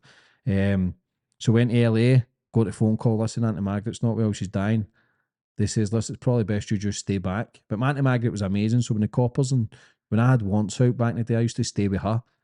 And poor bastard, man, she ended up, I get chased out of the gym with the CID one day. I was getting questioned over some serious shit. And they chased me out of the gym, man. I went to her house, but they've obviously followed us. The taxi driver. I've lain in the back seat in the taxi. And the taxi driver's saying, what are you fucking doing, mate? I says, look, mate, just drive, take us this address. And I went up to her house, got money, paid the driver, and he's fucked off. I don't know if he said to the screws, but the coppers have come through his door, her door. She's took a hypo because she ended up diabetic again. And you see that struggle as well. But she was always, my aunties and uncles, they could never say a bad word about me. They always had my fucking back. No matter what anybody says, no matter what I'd done, they loved us. Mum and dad just loved us. They couldn't really see. You got a face that's very hard to dislike, Thank you. no matter what you do. So it's just, That's how you got away with it. yeah, so I just always had that. But went to LA, thought it'd be amazing. But I just loved my Auntie Margaret as well. And I thought, I cannot not go to her funeral. Fuck's sake, pay your respects. Went back to her funeral. Couple hours pass. I thought I'd smashed it all because I'm coming out of 2 years off it all. Not one drop, not nothing, just on a path. Became a good personal trainer, making some dough. I've got dough in the bank. Couple hours pass, I had a vodka. Bang. Went missing for a year. I fucked it. I never went back to personal training, never done motivational speaking, never went back to LA, left it, and just back to my mum's and just lost all the money, started gambling, started on the gear, and I was just a lost soul again. 32. That's an addict in the truest sense of the word. You hear stories about people that have gone sober 10 years, they get married, they raise a glass, have a sip of champagne to toast their wedding, and then bam, that's it. And that's the first time I realised I've not got this under control. No. I thought I'd beat it. I was a smart ass. That's not got the power over me. I can have one drink. That one drink led to me a year off it. Went fucking mad again. And then I was in my mum's house, bang on it all. And then a Glasgow reality show popped up called Glow. And I thought, this is it. I could be a celebrity here. I can have all the birds. I can be a multi-millionaire. Fuck me, I was wrong, man. And so when you went on Glow, Yeah. which is a Glasgow Glasgow reality show. It's the first two letters and last two letters of Glasgow, Glow. So it's a Scottish version of Towie. Yeah, yeah. But Glasgow's too rough to be competing with fucking Lamborghinis and £3-4 million houses. We're fucking roughnecks. That cast of Glow was myself. We had people in the jail for guns and fucking serious assaults and attempt murders. It was mad bastards. Did you have to apply for Glow, or did they come to you? I went to audition. Somebody messaged me because I was doing a personal training. I think it was a girl I'd done a personal training with. She says, look, there's a reality show. So we went for an audition. Phone call the next day. Listen, you've got it. It's like 6 guys, 6 girls. I thought, this is it. Because I used to watch the other reality shows and think, man, they're happy. That will fit all the pieces together. That's what I need. I see celebrities and I think they're happy. That's their life. That's what will fit all the broken pieces together that's shattered in my life. Bit of money, bit of fame. I always kind of craved that. I thought that's what would ease the pain. But you're still using. Yeah. At this stage. Oh, yeah. I was on Glow. It was fucking parties. Everything was free. We had to do a pilot. Plus, every cunt slaughtered that. Glasgow people, listen, I love Glasgow. It's where I'm from. I'd fucking die for the bastards. But it's ruthless. Scottish people are ruthless. So Glow gets slaughtered. It fucking got slaughtered. Look at these fannies, this and that. So the drink kind of suppressed that wave of hate. Because I never felt much hate in my life. Oh, you got hate from the back. Oh, fucking hell, we get terrorised. But even when I'd done the personal training, I'd never experienced hate because everybody I surrounded myself kind of loved us. I was always the funny guy. I always made people feel good, even though I was causing destruction and mayhem. But when I'd done the personal training job, as soon as I got the head PT, the first time I'd ever felt proper hate is when all the PTs turned against me. He's not qualified, he's this, he's that, he can't even do this right. And I'd felt that. I didn't like that, man. I didn't like that feeling of, because I was a people pleaser as well. I'd like to make people happy, but these bastards turned on us, people who'd done the job 10, 20 years and didn't get the job. They fucking turned. Resentful. Yeah. First time I'd ever felt it. And then I felt it again. Because I'm only thinking, I'm on here, shag all the birds, get a bit of fame, become a millionaire, be on the telly and that's it. The fucking glamorise all this fake shit. Because at that stage, it was popular then 10 years ago. So I done that. We partied like fuck. We got slaughtered. What did you have to do to audition for? I just sat in the way I'm talking to you. I went down with my suit on, gelled hair, tan, and gave him a bit of my backstory, and I just loved it.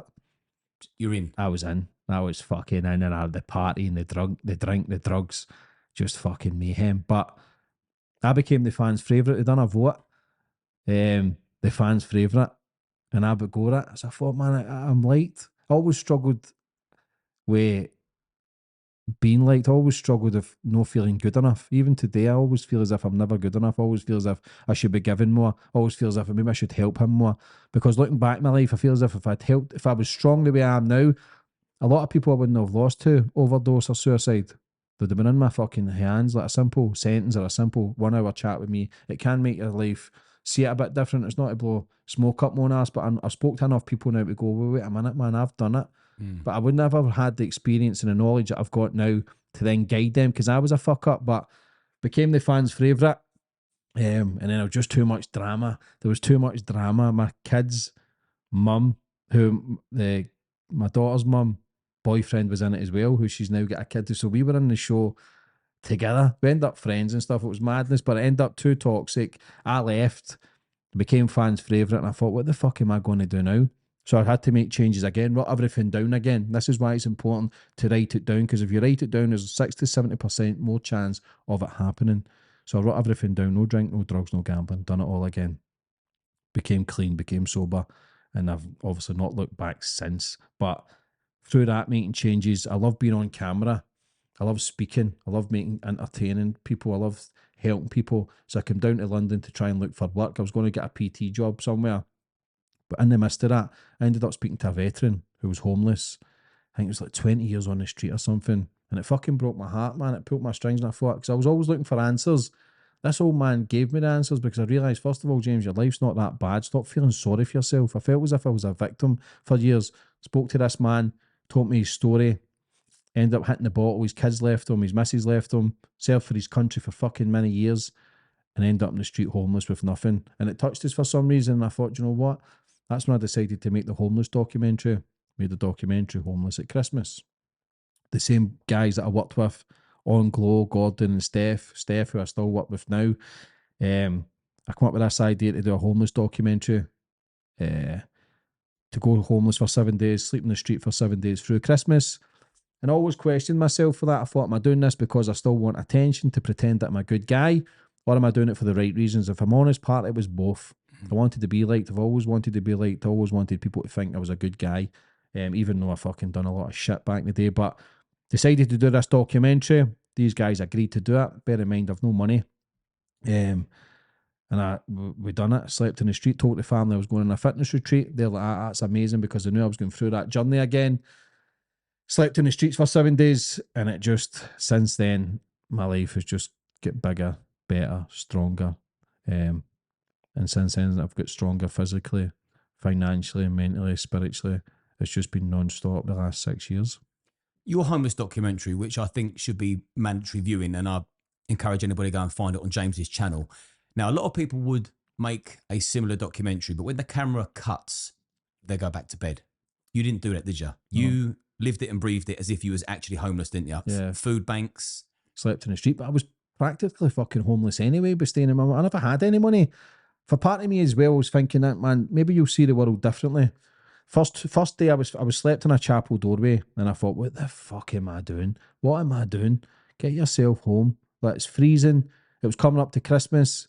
But then the second day came, and then I started to get to speak to people, and then the third day came, and then I became closer to these people, started sleeping under bridges, became close to Cass, who was a transgender, Stuart, which we'll touch on in a bit, but I just, and then I started going to these shelters and seeing these amazing people.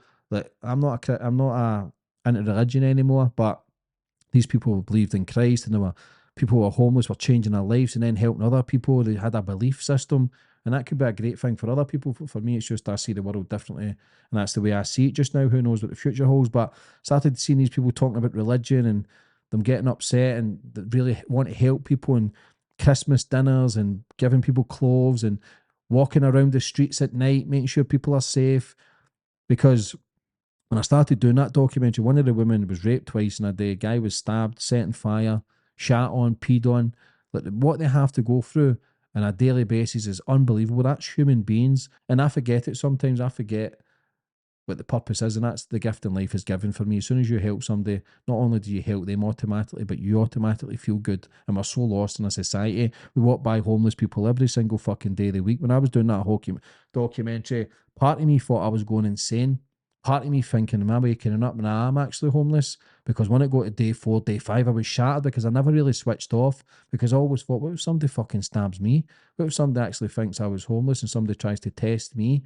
So it's scary as well. But when you actually see people who have once had that opportunity, same as everybody at birth, to be something in their life or try and do good, everybody's success levels are different in life. Everybody defines everything differently. But it's when there's people who's got less than me and you, Liam, who are happier than me and you. Do you know what I mean? Some of these people who were homeless were quite happy and content there and funny and just fuck it life mentality. Listen, for me, it's not the way it should be. No man or no woman should be homeless, but they were it fucking touched us a lot of the stories and building a bond and try to do the right thing in life. But part of me was doing it for myself. And ever since that documentary, we've changed lives from it. I still do so much work behind the scenes doing it, which I don't promote because I feel as if as soon as I promote, I'm doing it for the selfish reasons. But I've stuck to my word. We've changed lives after it.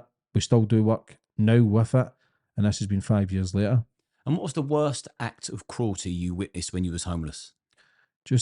It's just the disrespect. It's the guy shouting, get a job, or I never get spat on or peed on or none of that shit, but it's the disrespect of human beings, seeing other human beings lying there dying. The food that we waste daily is unbelievable. We've got fucking 2 billion people starving all around the world. We've not got clean water in so many places in the world, but yet we live a life of luxury here, and yet we walk by people who are starving, who are scared, and who are basically dying on the streets. We walk past them every day because we're so caught up in our own lives. And I get that. But for me, just somebody giving you your time, 2 minutes of your time. How are you? You okay? What happened? And just taking an interest in their story. For me, that was the most caring thing, because there's a lot of people care. So many people were giving you sandwiches and money and clothes, and a lot of genuine fucking people out there who genuinely care. There's so many other people who's caught up in their own world who are also struggling. There was people with 2 jobs who were still going to the food banks. So people are struggling. But when you see a homeless man in the street or a homeless woman, that's somebody's son or daughter, man. Somebody's best friend, somebody's mum or dad. And it's scary to think that people go to that level where they think that's all they are. Because it's okay rehoming someone, but if you've got low self-esteem, if you've got addiction issues, you can't fucking keep it. Do you know what I mean? If I was gave a house in my 20s, I would have fucked it. But yeah, I was never homeless because I always knew I had a house to go to, or a girl's house to go to. But when you feel alone, a world within a world, and you don't feel good enough, that's why you turn to drinking drugs, because it fucking numbs your pain. It numbs whatever you're feeling. You've got to go back to the root of the problem, work on the root, how you ended up there, work on your addictions, and then try and rehome someone, in my own opinion. All this darkness you've seen stands to reason why you're going to want to mask it with stuff, be it substance or striving for the next thing, keeping your mind occupied. A lot of stand-up comedians, they hide behind the mask, don't they? Yeah. They're blocking something out. And you gave that a go, didn't you? Mm. Now stand-up comedy. I've always been interested in talking to you about this because that takes some balls. Yeah. What made you think you're going to do it, and how did it go? Because I was always a funny bastard, but being funny at parties and standing up on a stage, that's a totally different level of balls. Yeah, mate. I went to Inverness and done my first gig. Gary Falls, who's still doing it, who I love to bits. Yeah. And I thought, fucking shit myself, get out in there, and there's like a wee pub, like 60, 70 people. And my ass went, man.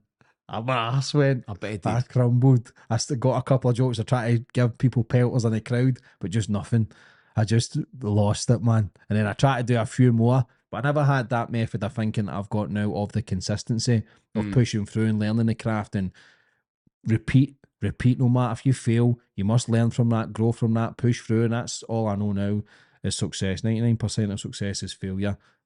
But again, that was just another journey. Done a few gigs and thought, oof, it's not for me, because when I was making changes, I wanted to become as authentic as I could without masking, because I was always masking my pain. For me, comedy was another form of masking, because after the show, I would be drained. And I thought, fucking hell, who am I? That's not me. It's not me as an individual. I've played that act of a clown for so long. You didn't enjoy it? Yeah, I became lost, and yeah, I done that. Fuck this. I thought, what am I going to do? I think I was watching Russell Brand, Joe Rogan, and then that's when the light bulb moment happened. That's when I decided I'm going to be a podcast host.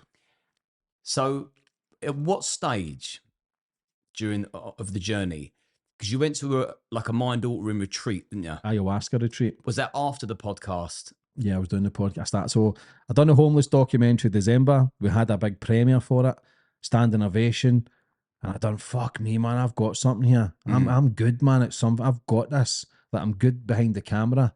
I can.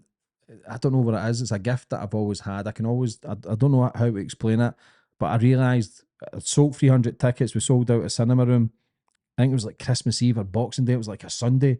Everybody fucking showed up. Bear in mind, I've got 100 followers on a few hundred followers, try to do glow. And I done this homeless documentary. There's some newspapers who still don't speak to me now because they thought it was a tool to deflect or whatever the fuck they're saying. They say it's just somebody's fame hungry. Probably right to a degree, but I felt it was a bit harsh because we changed lives from it. And I think the more people who see it, the more people who can understand life a bit and understand human beings. But done the homeless documentary, we done the premiere, and I decided to do the podcast in February. Can we, before we move to the podcast, which I'm interested in all of your life story, but obviously I'm particularly interested in that now. Now it's a journey I've decided to embark on. So before we get to the good stuff, the meat and the gravy, just want to clear up a McDonald's incident that I've seen on CCTV. Because I've seen it in its entirety, and some people won't have seen it all. Some people would have heard little snippets here and there and everywhere. And from what I saw, you were in McDonald's and you get approached aggressively by a female. Yeah. Several times. Yeah. You put your hands up. Looks like a drink went flying somewhere. She's followed you out. I think there was 2 of them followed you out. You've done this to restrain her, and it blew massively out of proportion. So in your own words, just clear that incident up for me. Yeah. So I think I was just finished Glow at the time. So my name was in the media and shit. And network marketing I was doing. I think it was like, see, like a pyramid scheme. I don't know if it was like MLM. Yeah, it was like multi-level coffee I marketing. was selling. But I could fill rooms up. And I thought, man, this like I'm a master at many trades. But I never ever found a passion. And I just thought I'll do this as well. Try and get I bought into it, selling coffee. I had 2 friends up from London, 2 big fucking guys, man, with 2 boxers as well, heavy handed. And we'd done a meeting and exercise for less, the gym that I was doing. We held a big, like, come and try the coffees, this is what we can do, like sales pitch shit.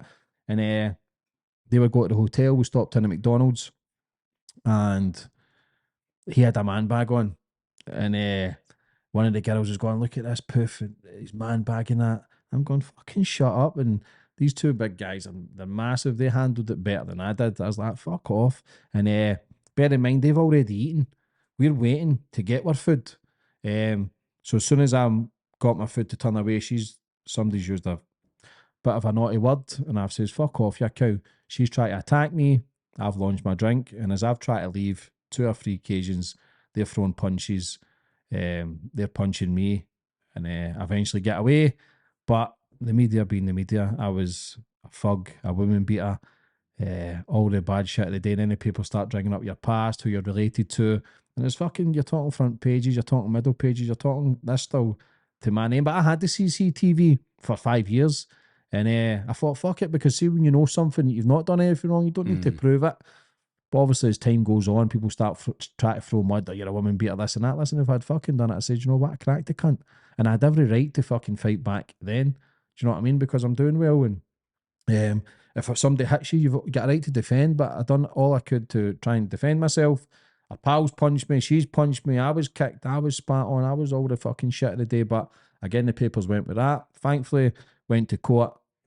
Papers, the judge just says, look, he's not fucking done anything. It's clear. As soon as you go forward to somebody, you're the instigator.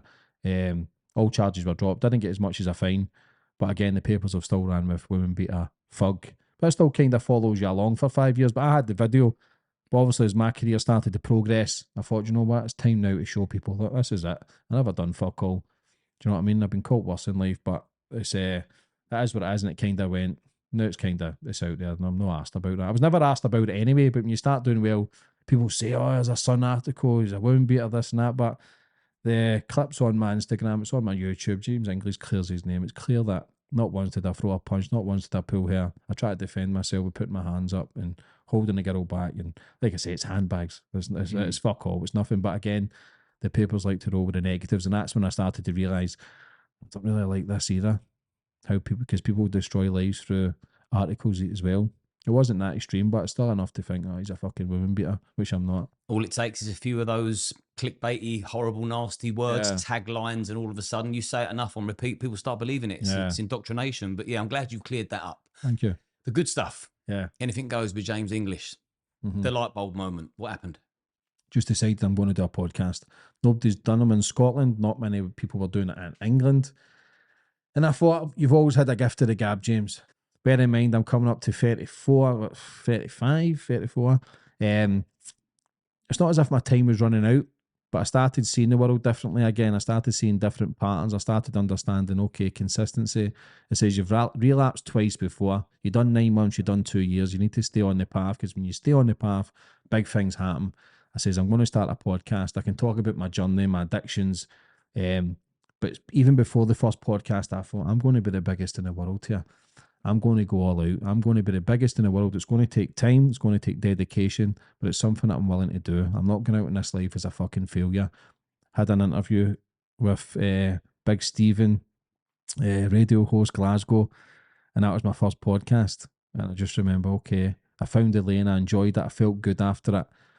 And ever since then, 5 years ago, I've just never looked back. So you loved it instantly. Just loved it. I loved the interaction. I loved Any the nerves? talking.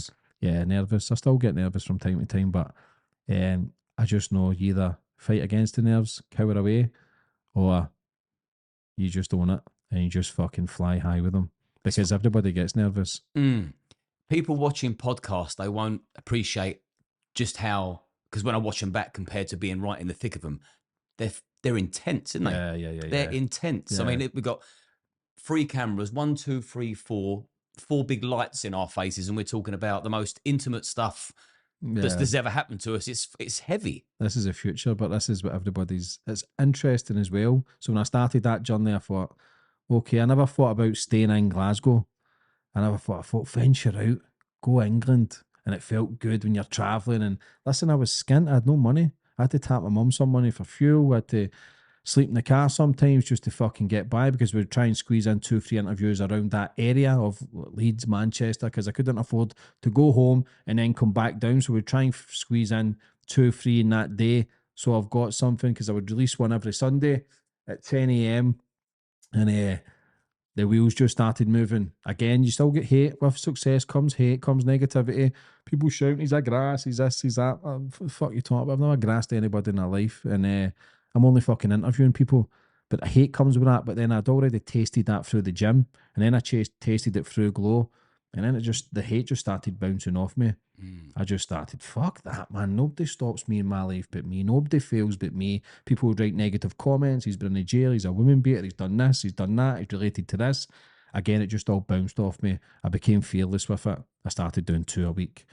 And then I done, fuck this, man. I'm going to be the biggest in the UK. There's no stopping me. I'm going to take it to levels that only people could dream of. It's not just about podcasting. It's to show people a blueprint of making changes to better their life, to kick on and understanding. You don't need to just settle off your life. No matter if you're in your teens or your 70s, you can always do something new. So bear in mind, I'm in the middle of my 30s. It was tough as well, though. You're constantly trying to get the views and try to become an interviewer. Bear in mind, I've never done any sort of media training. I'm just a Scottish guy, thick accent. I'm trying to slow that down, not swear as much, try not over talk and get excited as well, because you're sitting next to a guest that you like. Then I calmed it all down. And my job is easy. You know what I mean? People think, oh, he's a great listener. It's not just because I've ran out of shit to say. I can only guide the story and let the guest talk, and then it becomes easy for me. Just a simple why or a how. And I can then set them off for another 10-minute tangent. And then I started to understand people. Then I started to understand every single emotion. Every one of my podcasts is all one take. There's no notes, there's no bullshit. So I look them straight in the eye, boom, we're on. That's it, that's me switching on. For that moment there, I'm switched on. There's no pain, there's no misery up here. All the pain, all the pressure goes away. So as soon as I'm in that interview, I'm invested. When the interview's done, fuck me, it's a different ball game. You're drained, you're taking in the emotions, you're hearing people being abused, you're hearing kids getting killed, you're hearing fucking some dark stuff, murders, prisons. Quite dark, Do you know what I mean? But my job is not to glorify the guest. My job is not to pass judgment. My job is not to try and bring them down and people shout, challenge them, this and that.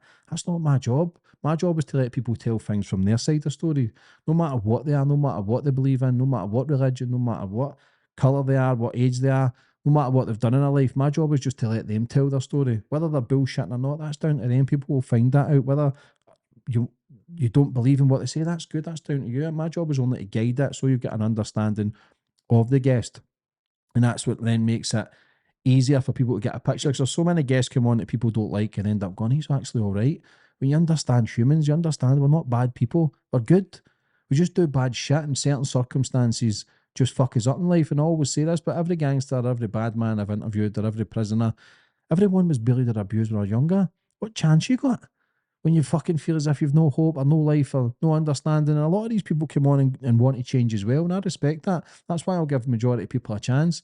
Some people come on, they're fucking idiots. I'm not daft. I know a lot of people around the UK who's, I've got a lot of big connections all around the world now, but people, my job is only to guide the story. It's not to pass judgment or challenge or shout. That's not what my podcast is about. It's about anything goes. Come on, tell your story and have some fucking fun with it. And we'll take it on a journey. And like I say, it's been a journey, all right. Did you always plan that it was going to be gangsters, porn stars? Yeah. Crime sells. I was doing other podcasts and the biggest hitters was the crime. Right. So I stayed in that lane because I'm a nobody. I've not got the big media following. I'm a kid from Glasgow. I was in a crack den fucking 5 years ago. I've not got the money behind me. I've not got all that. I'm in my mum's house with 2 fucking cameras, a couple of microphones. That was it. So my work has been a steady progress from day one to now. I never had that luxury. I had to get the criminals, and then once you start getting other criminals, you start building a relationship with them. They get you the other criminals, and then it just works like wildfire. I became a trusted interviewer. Nobody ever get fucked over. Not to this fucking day. That's not what I'm about. Everybody's got an element of trust. Because I struggle with trust. But if you can build a rapport, build some trust and go, you know what, he's actually decent. So I built up this network. My phone book, the names that I've got in my phone book would fucking blow people's minds. Not just gangsters. I'm talking about some serious people. Some fucking mega names, world A-list names from the radio host to now. It's been unbelievable, but it was just all more consistency, learning my craft. Do not break, James. Do not fold, no matter what gets through at you. And I've proved that over the years. I've never broke. I've never folded. Sometimes it gets to you and a lot of pressure comes with it because you want to succeed and then you start making a living from it. But the first 3 years I was in the red. I was in debt with it, travelling and trying to get podcasts. I never stayed one dimensional in Glasgow. I travelled. Went to fucking Liverpool, went to Leeds, went to Manchester, Newcastle, and then it's went to London. Now I've got a studio in London, then I've went to America. It's just been consistent progression to raise the bar and show, man, this guy's actually fucking doing it. But it's just been a journey that I've loved. I've found a lane that I've loved. I believe now this is my passion. I believe this is what my calling is for, what you like to call it. But it's just opened so many doors. I've met some amazing people like yourself. It's just the people that I've met. And you get excited sometimes, but sometimes you forget when you're sitting across from these people that, fuck me, I used to watch you on the TV 10 years ago. And now you're sitting here on my podcast. Like, it fucking feels good. The kids are looked after now. I've retired, my mum. Like, the fucking journey just doing a podcast has been unbelievable, but I believed in it. For the very first one, I knew this is it. The first time in my life I felt something. I felt important because I was off it all again. I'd tasted what it was like to be off it. Then I found a lane. I thought, I ain't fucking backing down. I never broke for any interview, no matter what guest it is, no matter what criticism comes with it. Not once did I fucking break. Not once will I ever break, no matter how successful I become. And again, through the years as I got successful, I've rejected 6-figure deals. 6-figure deals from alcohol and gambling. Not a fucking problem. I thought about it. I go, man, I'll go home. That set the kids up for a bit. I can invest in that. I thought about it. But part of me thought, fuck that, don't sell yourself because bigger things will happen. And sure as fuck they have. Well, they are happening. Did you see the interview where Rob Moore interviewed Chris Eubank? And he was really tricky. He obviously wasn't in a good place, but he was confrontational. He weren't playing ball. You couldn't steer him. You couldn't guide him. In fact, you couldn't even reason with him. And I just watched that interview and thought, fair play to this Rob guy. I like Rob. Yeah. I thought, fair play. You are dealing with Chris Eubank there, a very serious individual in his prime. Did you see the interview? No, I think seen some clips out on his Rob's Instagram. It's really worth watching. It's worth watching. And when you said you never buckled with a guest, it just took me there. It was awkward, but he done a great job. Like, I tip my hat to Rob Moore for what he done there.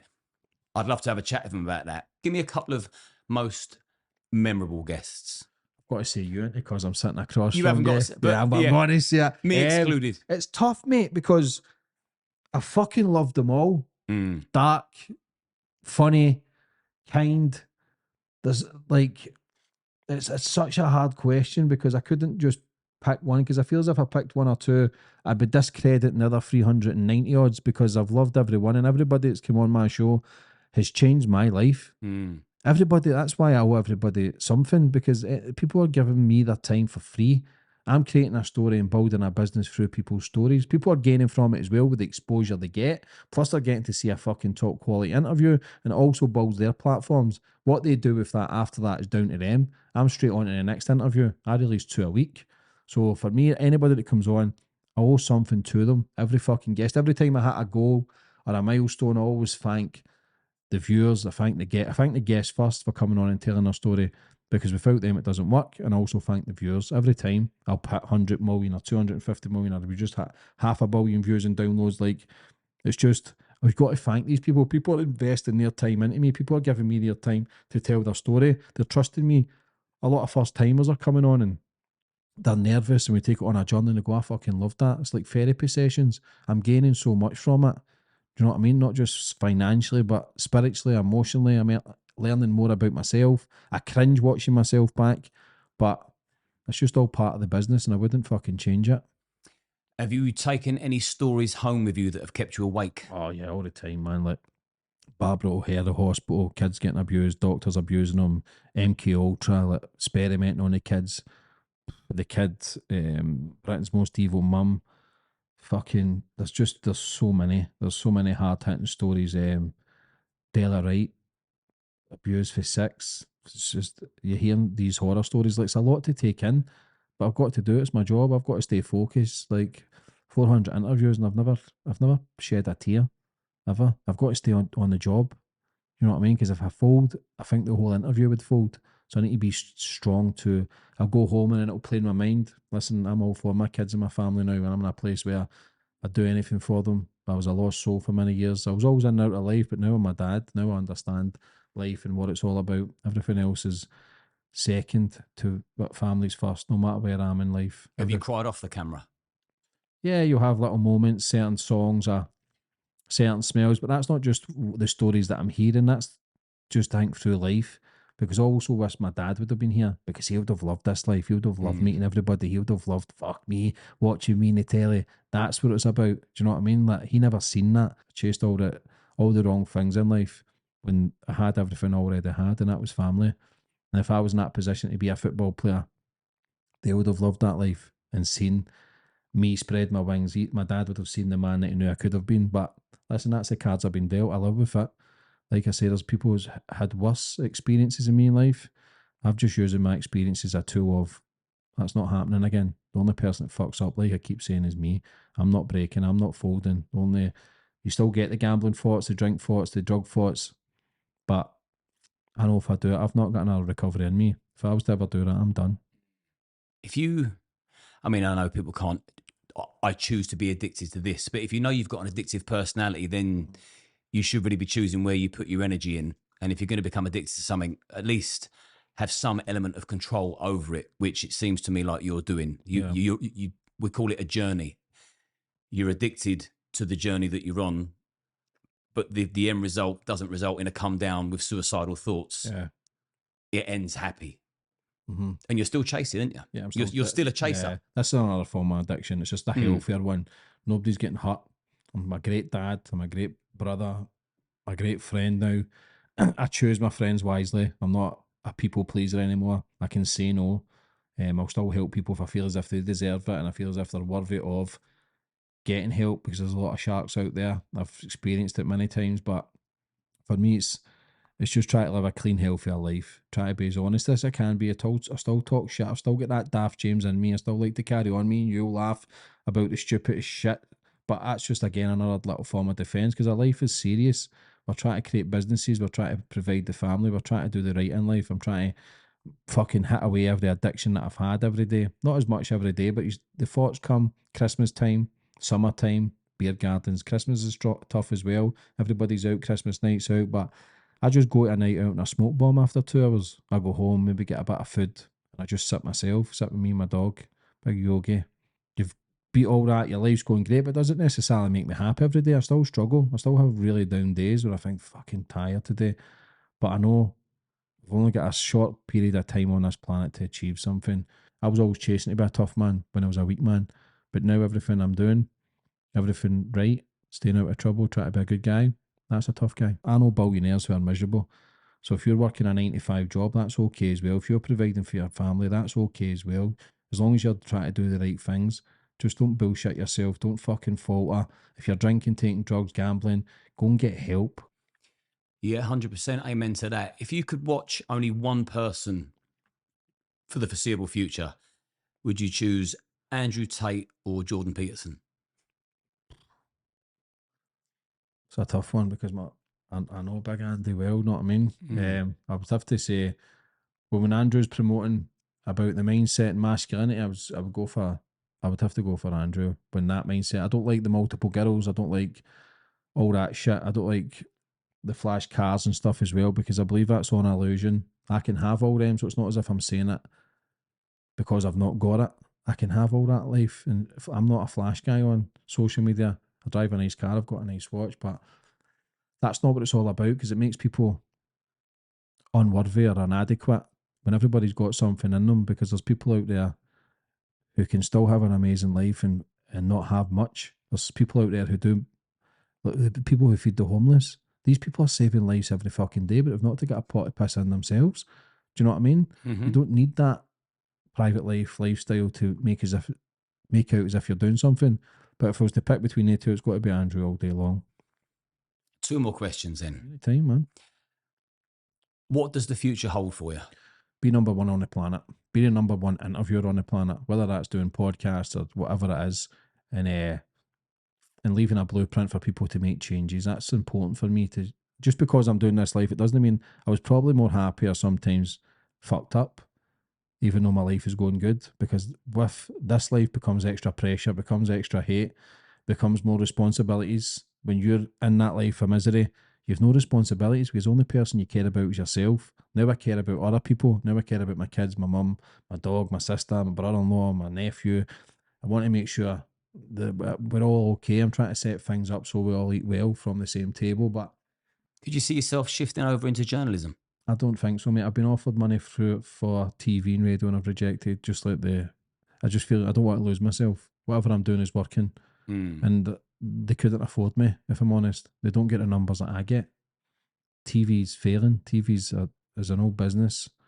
Podcast is the future. I was thinking more of I think you'd make a really, really good independent journalist. Yeah, I've got my media company. I do my own documentaries. I've got a couple of big documentaries coming 2024. I've kind of fell away from that because I've seen the success the podcast was coming. I've seen the lane and I've seen the money that can be made from it, and I've stuck to it, but I've not faltered. But I still miss the documentary feel. I miss the ayahuasca and the homeless documentary. I miss that creating something. Like, we don't go off scripts. I go off this, where to film, who to get on. Like every guest I book all my guests. I book all my travel.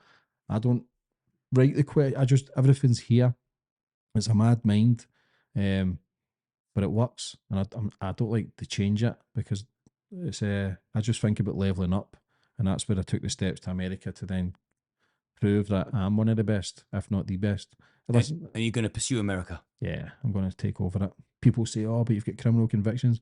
My convictions were never for drugs or serious assaults or murder. Do you know what I mean? Mine were fucking driving offences. Plus, it was over 10 years ago, so people think, "Oh, it's not." I tell the truth. It's not nothing to. You know what I mean? So people are weird that way as well. Because I was in America, people, yeah, this and that. But America let you in with convictions, as long as it's not fucking murder, drugs. I think fraud. So I'm sweet. And they're going to like you over there. Yeah, they're going to like you over there a lot. Yeah, I just went there. We've done 15, 16 amazing interviews, which is going to be released. And for me, that's the first time in a while I felt good again. I felt as if it was always on the back burner to go in America, but lockdown kind of fucked that, and it opened up again in July. So I thought, okay, it's time now to pull the trigger and prove your worth. But again, who am I proving to? Nobody fucking cares. Oh, I thought I was the number one interviewer in the world from the first episode. This is my belief system. People go, oh, you cocky bastard, this and that. You're not. Amy's better than you. That's your opinion. My opinion, I'm the best on this planet. It's as simple as that. So no matter what anybody says, that's down to you. I believe in me. When you're low self-esteem and low confidence for so fucking many years, find a lane, believe in yourself again. Why try and crush somebody? Do you know what I mean? If you're not going to say anything nice, don't say fuck all at all. But for me, I love the negative shit as well. That's why I thrive the most. Chaos, negativity, try to prove people wrong. It's not the right thing to do, but it's kept me in good stead to keep raising the bar to show people, okay, I'll sit back. Like, I don't really, you know yourself, like we have deep conversations, but my cards are still kept close to the chest because action's just as important as speaking it, and I'll prove it, and then I'll go, okay, I told you so. I can vouch for that as well. I won't hear certain things for sometimes months, and then you say it, and I thought, I suspected he was up to something. Yeah. I suspected something was going on there, and then bam, until you've done it, you won't announce it. Mm-hmm. So final question then, because everyone knows what you do. Who is James English? It's a good question, but I don't know. I feel as if I'm misunderstood as well. I'm still trying to work that out as well, if I'm honest, Liam. But the things I'm doing now, I believe I'm a good guy. I try and do the right things. I'm still out for myself, which I always tell you. I'm out for myself to provide for me and my family. That works first. That's my number one plan. But it's just I'm a man. I still mystery as well. I'm still quite a private guy. Like I offer to do podcasts every other day. I don't because I get embarrassed as well. Sometimes I don't feel as if I'm at that level to give my story. But I feel as if I'm at that stage now where I've got a bit of inspiration to leave because I've left the blueprint. But for me, I'm still trying to work it out. I'm still confused with it. Sometimes I feel as if what I'm doing is just a big lie, a big fraud. I don't feel good enough. I feel like a failure. I look at my life and think you're just pretending because you're still not happy. But it's a confusing thing as well, life. Nobody's got it figured out. And I always tell people this, no matter if you're a billionaire or a homeless man or who you are, everybody I've interviewed, the one thing everybody's got in common is that nobody's got a clue what the fuck is going on. Just find your path, do the right thing for you and your family, and that's it. Everything else becomes second nature. A lot of people are lost through mental health and addiction. You don't need to be that way. I just want people to know that you can change. And for me, is to try and leave a blueprint for people to make changes. For the guy who I was to what I'm doing now, it's totally night and day. But I do struggle sometimes. I do still battle with the demons up here. But I just know I'm strong enough to keep kicking on and just try to be a better person. I still get angry. I still get upset. I still tell people to fuck off. But that's life. But for me, stay focused. Try and stay blessed. Appreciate what I've done. And just fucking keep raising the bar. Well, for me, I think you're a heavyweight motivator. I think you're a huge inspiration. I'm a fan as well as a friend. And I hope you don't just conquer America. And I mean this with every fibre of my being. I hope you conquer the world. And I can't thank you enough for coming on today, man. Yeah, my brother, it's been I'll an always absolute love you. pleasure. I love you, bro. Listen, I'm proud of you as well, man. Keep smashing it. Likewise. I know you're at the start of your journey, but Likewise. you know I'm always at the sidelines. Anytime you ever need me, I'm there, brother. As I am for you, man. Cheers, brother. I loved you. Appreciate mate. it.